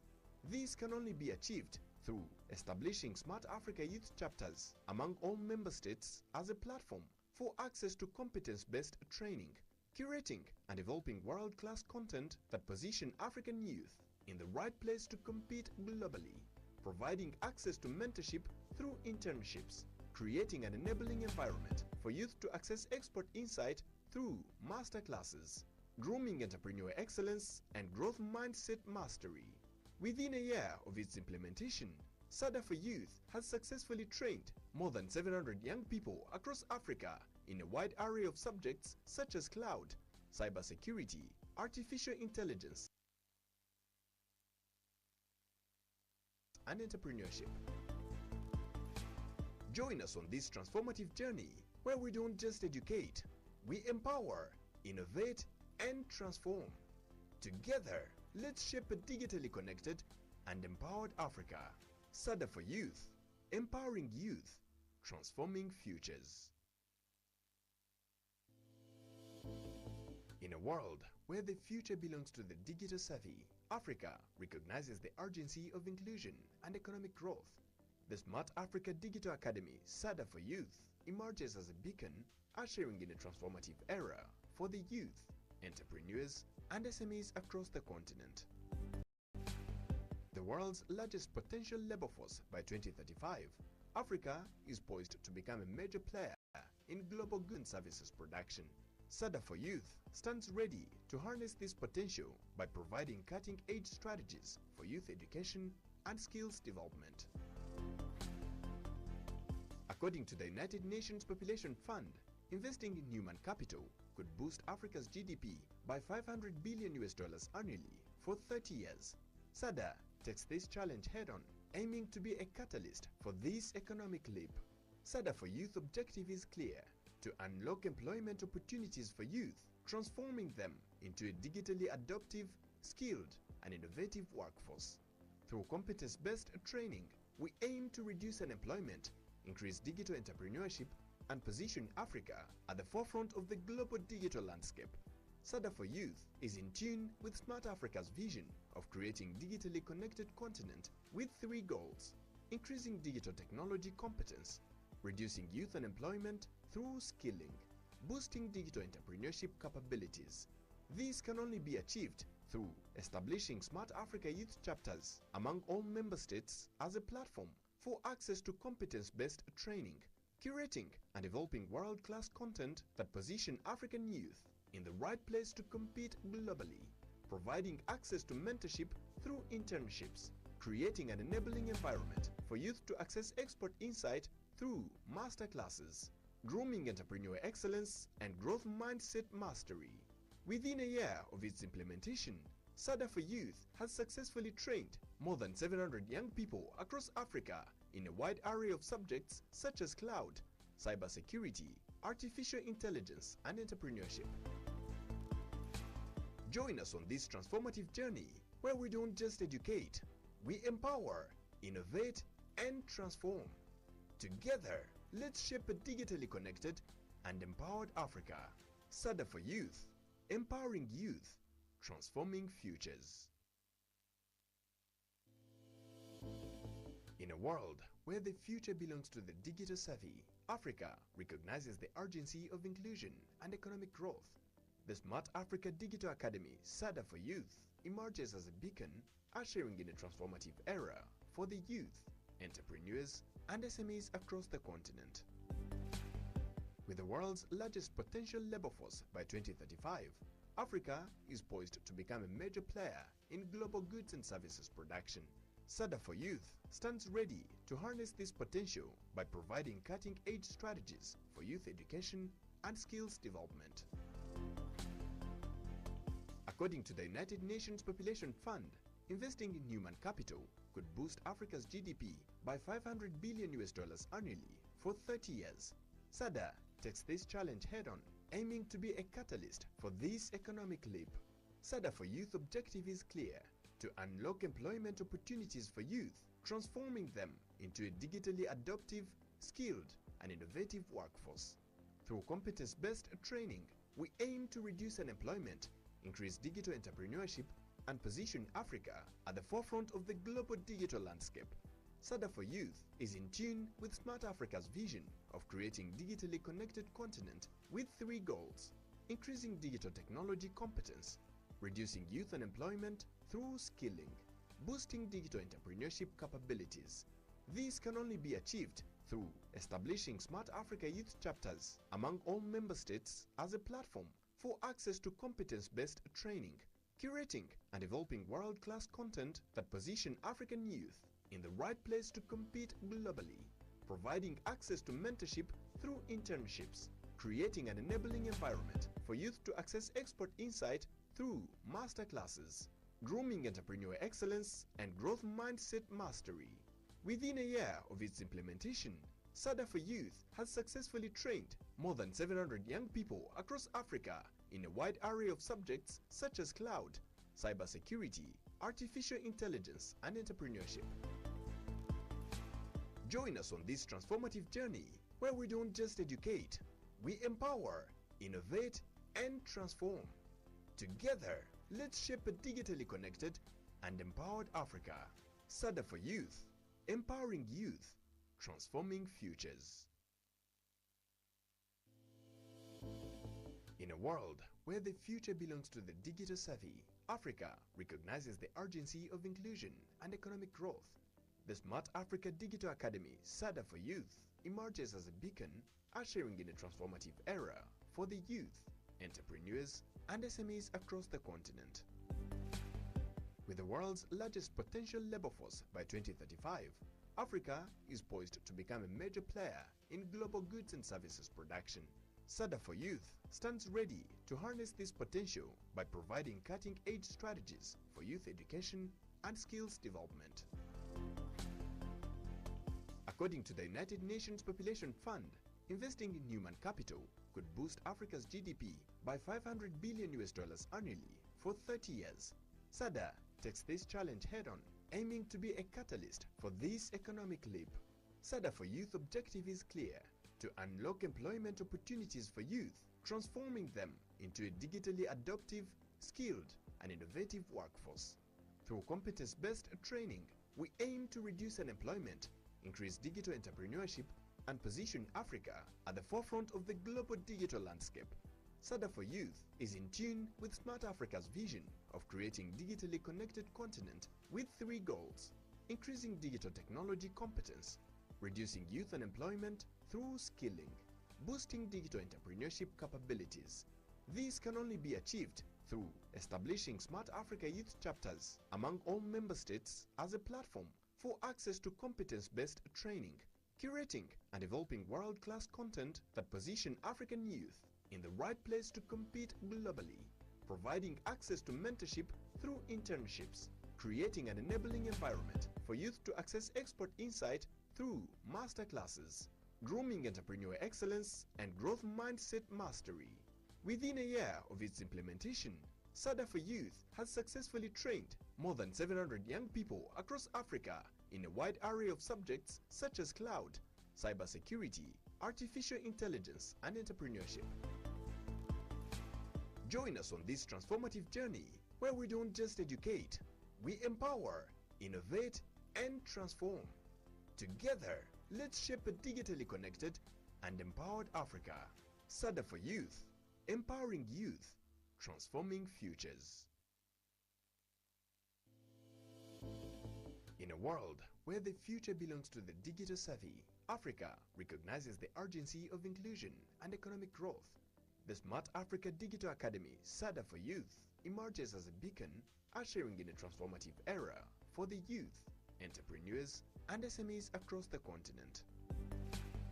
With the world's largest potential labor force by 2035, Africa is poised to become a major player in global goods and services production. SADA for Youth stands ready to harness this potential by providing cutting-edge strategies for youth education and skills development. According to the United Nations Population Fund, investing in human capital could boost Africa's GDP by $500 billion annually for 30 years. SADA takes this challenge head-on, aiming to be a catalyst for this economic leap. SADA for Youth objective is clear: to unlock employment opportunities for youth, transforming them into a digitally adaptive, skilled, and innovative workforce. Through competence-based training, we aim to reduce unemployment, increase digital entrepreneurship, and position Africa at the forefront of the global digital landscape. SADA for Youth is in tune with Smart Africa's vision of creating digitally connected continent with 3 goals: increasing digital technology competence, reducing youth unemployment through skilling, boosting digital entrepreneurship capabilities. This can only be achieved through establishing Smart Africa Youth chapters among all member states as a platform for access to competence-based training, curating and developing world-class content that position African youth in the right place to compete globally, providing access to mentorship through internships, creating an enabling environment for youth to access expert insight through masterclasses, grooming entrepreneur excellence and growth mindset mastery.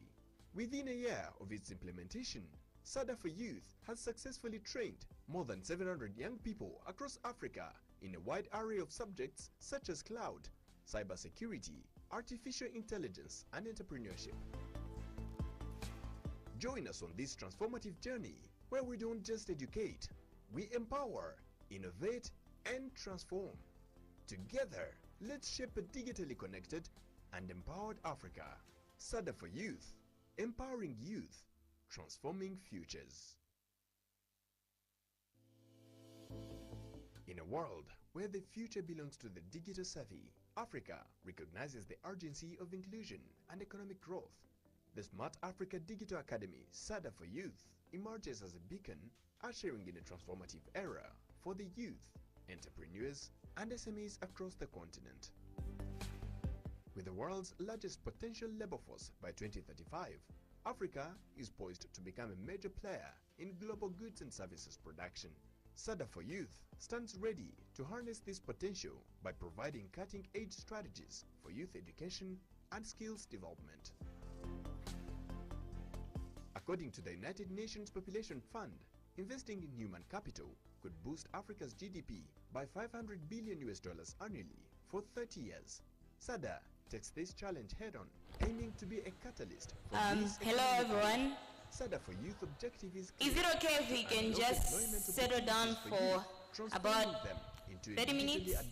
Because we're supposed to go through a master class that's supposed to explain what is to come after you have become part of the youth chapter. So it won't take much of your time. For those who will be able to attend, you can attend. Thank you. Smart Africa's vision of creating digitally connected continent with 3 goals: increasing digital technology competence, reducing youth unemployment through skilling, boosting digital entrepreneurship capabilities.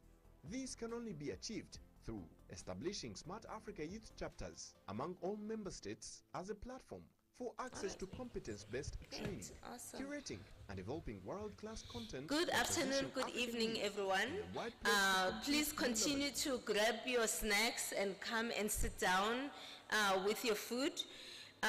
I'm going to try to save us as much time as possible because I also have some commitments immediately after this. My name is Onika Makwakwa. I am the Executive Director at the Global Digital Inclusion Partnership.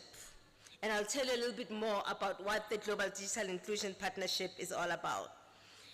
I'm going to go through a few slides. I will not talk to every slide. However, I am sure the organizers will make the presentation available for you to digest at your own time and at your own pace. So if I could have the slides projected, please. So today I'm going to talk about the rising suns, Africa's youth in the digital economy. And you will understand a few slides in why the rising suns and who are the rising suns. But first, let me tell you a little bit about the work that I do. I work at the intersection of technology and policy. Does that make sense for anyone? Intersection of technology and policy, meaning that a lot of the work that I do is advising governments and international organizations on acceptable and appropriate policies to adopt in order to enable technology. So for example, many of us are very concerned as we go towards AI about protection of our data. So what kind of policies should government think about in advance to make sure that we have those protections? But most of what I work for is around advancing meaningful connectivity for the global majority. And when I say global majority, I mean continents like Africa, Asia, and Latin America. So people who live in the global south, what used to be known as the global south. And so our mission is really driving meaningful connectivity to make sure that there's digital inclusion and we are not leaving anyone behind as society is busy digitizing itself. So Kofi Annan once said, "The future belongs to the young. It is a rising sun. It starts low, but it rises to fill the sky." So I'm sure by now you know who are the rising suns. Any guess? Youth, all of you sitting here, the rising suns. It starts low and it rises to fill the sky. And hold on to that thought, because sometimes when you talk about what's happening in digital technologies, it may sound very negative. Sometimes we might be told that our continent is behind. Sometimes we are told, and I'm going to tell you some of that as well, but I wanted to hold on to the notion that the sun starts low and rises to fill the sky, because that's actually a challenge to all of you, each one of you sitting here.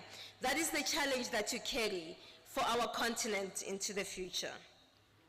Now, I hope I don't need to tell any one of you who Kofi Annan is, but if you don't know who Kofi Annan is, please do look him up. He is the former Secretary General of the United Nations, an African son of Ghana. Digital inclusion. In sub-Saharan Africa, youth is 70% of the population, meaning that 7 out of 10 people who live in our continent are under the age of 30. So we are a very young continent. We have a lot of suns, rising suns in this continent. And very soon, that will be the majority youth population of the world. So what we do today and the choices we make today are very important in shaping the future of the world. However, with all of that, there's still 2.6 billion people globally who are offline.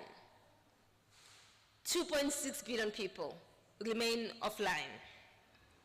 In Africa, 60% of Africans are offline. Meaning that if I put an ad on Facebook or on X or any other platform to say there are 100 free courses you can register for at Harvard University, only 2 out of 5 Africans have access to that information and the opportunity to be able to transform their lives through following that.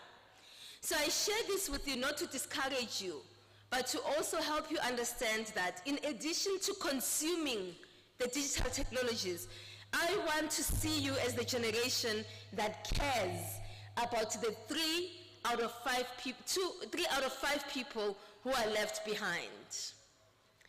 I want you to be the generation that cares about making sure that we leave no one behind, and that as society continues to digitize, we have a responsibility to carry everyone along with us. We have a very low internet usage in the continent. In addition to having low penetration in terms of people who have access to the infrastructure for accessing the internet, we also have a very high usage gap. What we call a usage gap is the number of people who live near the internet, who have access to the internet from an infrastructure point of view, but are actually not using the internet. There's several reasons for that. I think one of them you heard about, the cost is a big one, right? Internet connectivity is very costly. The cost of the devices sometimes is very expensive. Sometimes one entry-level device can cost as much as a microwave for a family, so you have to make decisions about whether you're going to buy this device for every person in the household or only 1 or 2 people are going to have that.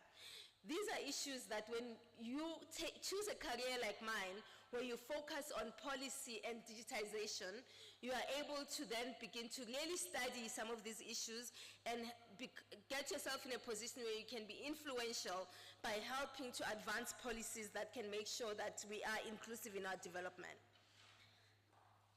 Although we are told that Africa is a mobile-first and mobile-only continent. And mobile-first, we mean that, with 61% of mobile device ownership in the continent, most people experience the internet for the first time through their mobile phone.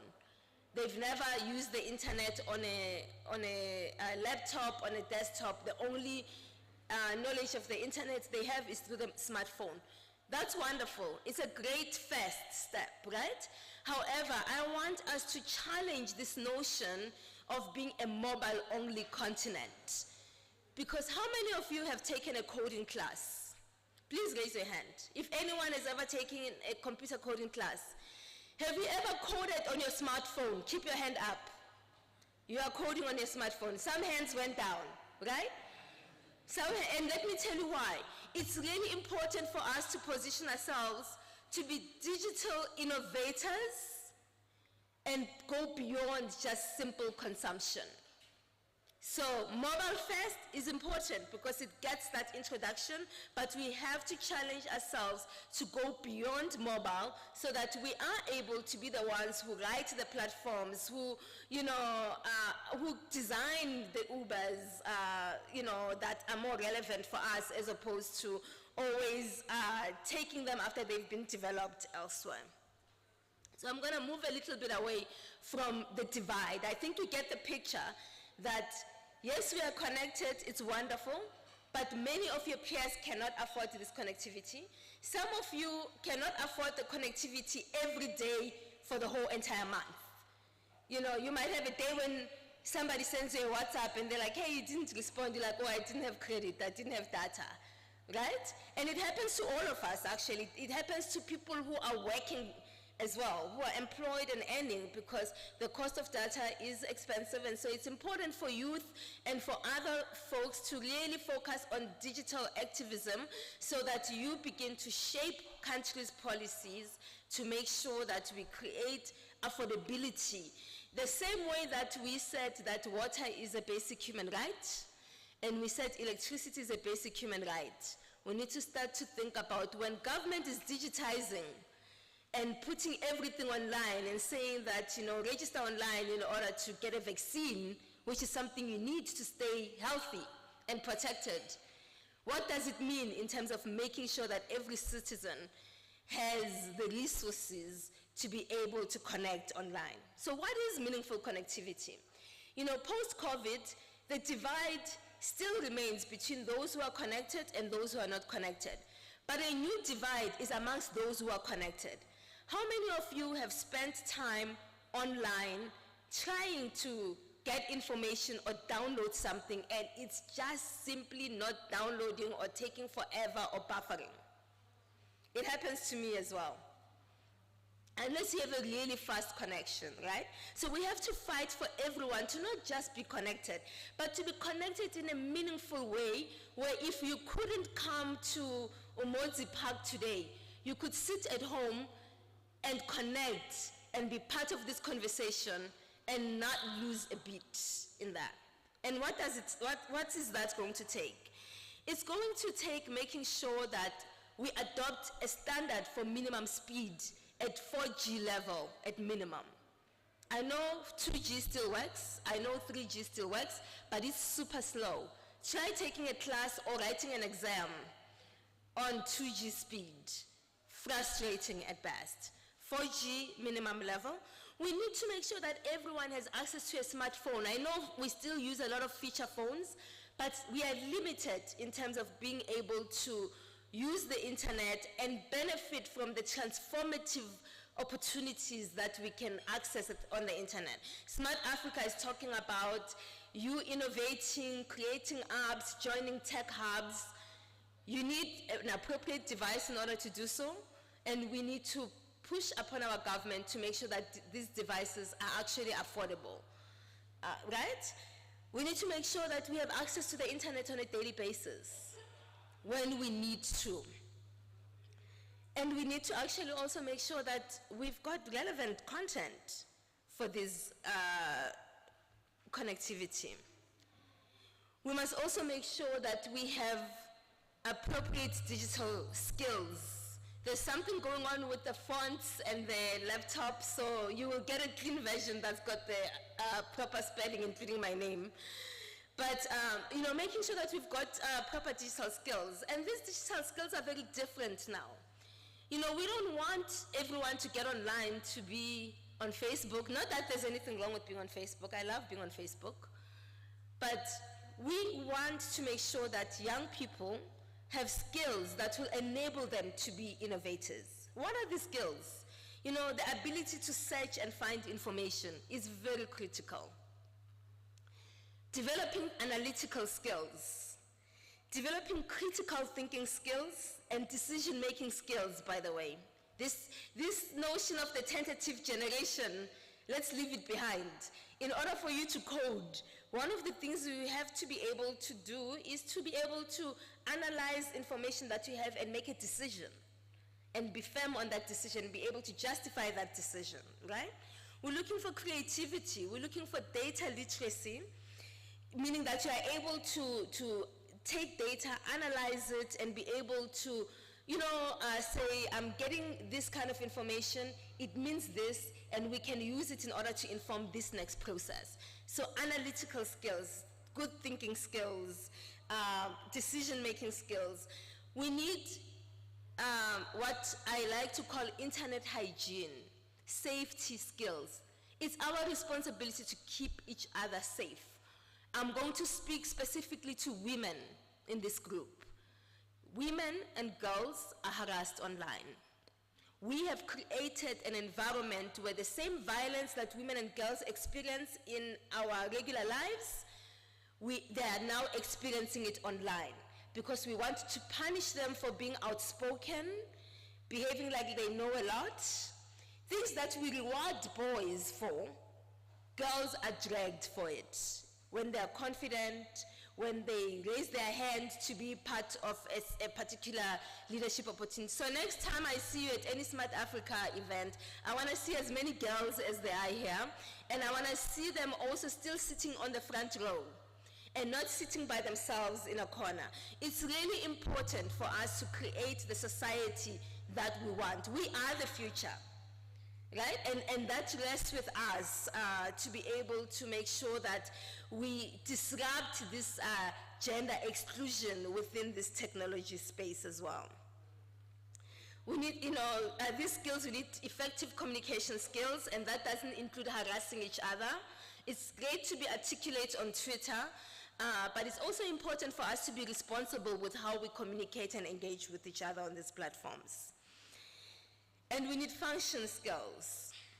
So meaningful connectivity, being meaningfully connected means that you've got the right device, you've got the right skill, you've got the speed, and you've got the content as well to engage with, right? So that it can facilitate meaningful use of your connectivity.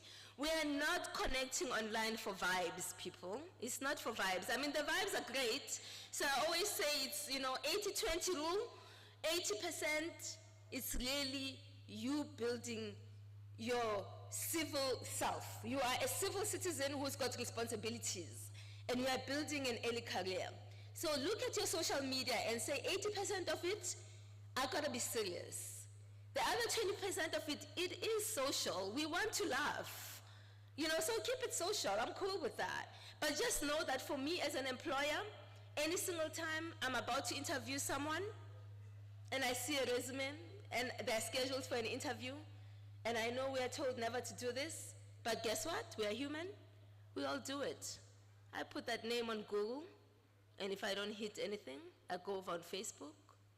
By the time you walk in my door for an interview, I have formulated an opinion about you, right?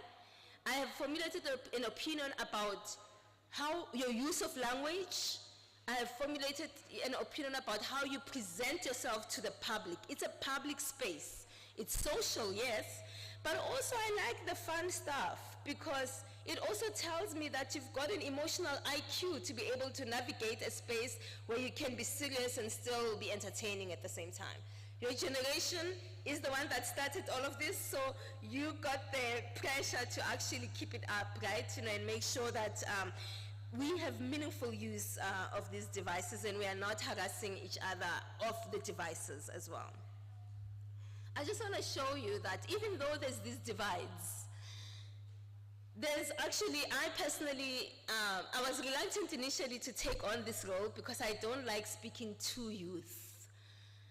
Not because they're not wonderful, but because I have been privileged to sit in places and be in places where I have learned so much from youth. So I really honestly believe and hope that you take this role seriously to know that it is a two-way street. The internet gives us an opportunity for intergenerational learning where you can learn from us and we can learn from you as well. And I take that very seriously. And I'm featuring these particular, I don't know if you recognize any of these logos, but these are African innovations that were innovated by African youth. Do you know any of them? If anyone can recognize any one of them, there I see one hand. Please look up these companies, study their foundation. They often say, it's often said that scarcity is the mother of invention. Stop looking at Amazon and trying to create the next Amazon of Africa. Go to the market. Go to the market in Lilongwe. Go to the market in Blantyre. Go to the market in Mzimba. And think about what you can innovate, inspired by what you see there. So these companies, I'll give you just a few highlights. Ushahidi is actually the foundation of what we now know as crowdsourcing information. It was created by young people in Kenya when violence broke out during the elections. And they used the internet to map the violent hotspots and warn others about it. It might not be as popular now, but several things have grown out of that invention. For example, Harassmap in Egypt is one of the biggest harass maps we have, where women took the map of Cairo and started plotting areas where women get harassed when they walk on the street as a way to warn each other as well. We have Harassmap in South Africa as well, and that all came from Ushahidi more than 10 years ago. You've got Piggy Vest, which is out of Nigeria, and it's a savings app that enables people to save. Most of us have parents who give each other money once a month, and then this month they all give money to the other one, another month they give money to the other one. What is the opportunity for innovation around that? And let's think about those kinds of things. And lastly, an opportunity for youth that has really inspired me is that youth in Africa are leading in the development of and support and maintenance of community networks. Has anyone ever heard of community networks? There's actually one here in Malawi. Please look it up. It's a community-owned network. The same way that when a village does not have water, the villagers come together and they build a well to provide water for themselves and each other. Several communities have come together to build their own networks. The two that are featured here, please do look them up. One is Zenzeleni, which means do it yourself. It's a network, community-owned network. It's almost 10 years old now in South Africa.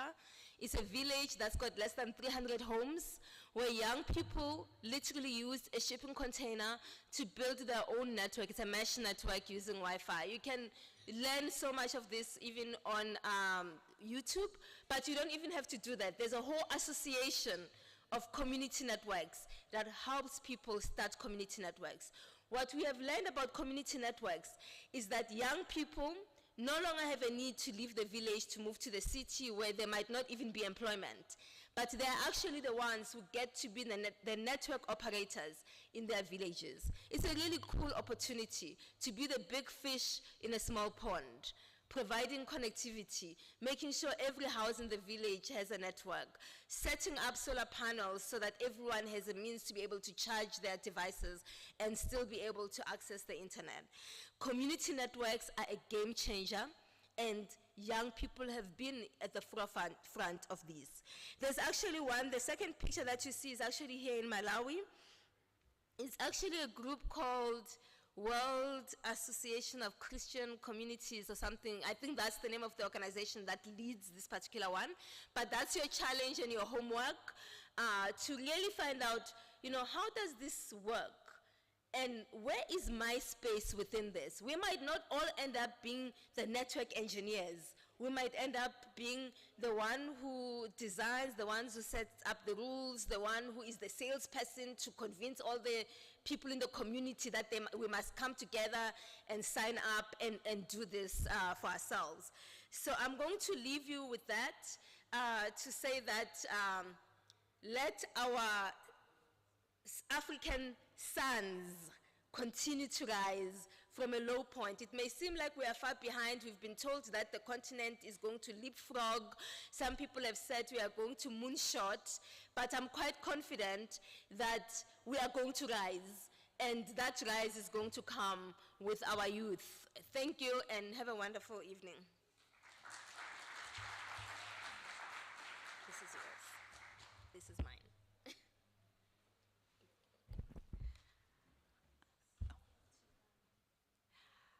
All right, we've finally come to the end of our launch today. As the director from Accra had said, we want to thank you for being with us until the very end, which we are launching, when we had our master class.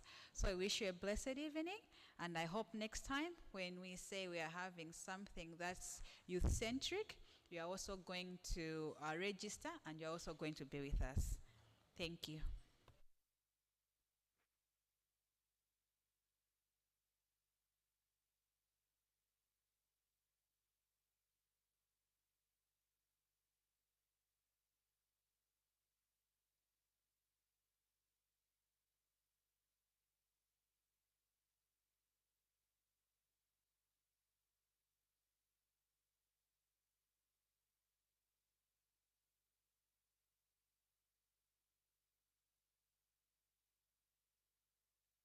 To mentorship through internships, creating an enabling environment for youth to access expert insight through masterclasses, grooming entrepreneurial excellence and growth mindset mastery. Within a year of its implementation, SADA for Youth has successfully trained more than 700 young people across Africa in a wide array of subjects such as cloud, cybersecurity, artificial intelligence, and entrepreneurship. Join us on this transformative journey where we don't just educate, we empower, innovate, and transform. Together, let's shape a digitally connected and empowered Africa. SADA for Youth, empowering youth, transforming futures. In a world where the future belongs to the digital savvy, Africa recognizes the urgency of inclusion and economic growth. The Smart Africa Digital Academy, SADA for Youth, emerges as a beacon, ushering in a transformative era for the youth, entrepreneurs, and SMEs across the continent. With the world's largest potential labor force by 2035, Africa is poised to become a major player in global goods and services production. SADA for Youth stands ready to harness this potential by providing cutting-edge strategies for youth education and skills development. According to the United Nations Population Fund, investing in human capital could boost Africa's GDP by $500 billion annually for 30 years. SADA takes this challenge head-on, aiming to be a catalyst for this economic leap. SADA for Youth objective is clear: to unlock employment opportunities for youth, transforming them into a digitally adaptive, skilled, and innovative workforce. Through competence-based training, we aim to reduce unemployment, increase digital entrepreneurship, and position Africa at the forefront of the global digital landscape. SADA for Youth is in tune with Smart Africa's vision of creating digitally connected continent with 3 goals: increasing digital technology competence, reducing youth unemployment through skilling, boosting digital entrepreneurship capabilities. These can only be achieved through establishing Smart Africa Youth chapters among all member states as a platform for access to competence-based training, curating and developing world-class content that position African youth in the right place to compete globally, providing access to mentorship through internships, creating an enabling environment for youth to access expert insight through masterclasses, grooming entrepreneur excellence and growth mindset mastery. Within a year of its implementation, SADA for Youth has successfully trained more than 700 young people across Africa in a wide array of subjects such as cloud, cybersecurity, artificial intelligence, and entrepreneurship. Join us on this transformative journey where we don't just educate, we empower, innovate, and transform. Together, let's shape a digitally connected and empowered Africa. SADA for Youth, empowering youth, transforming futures.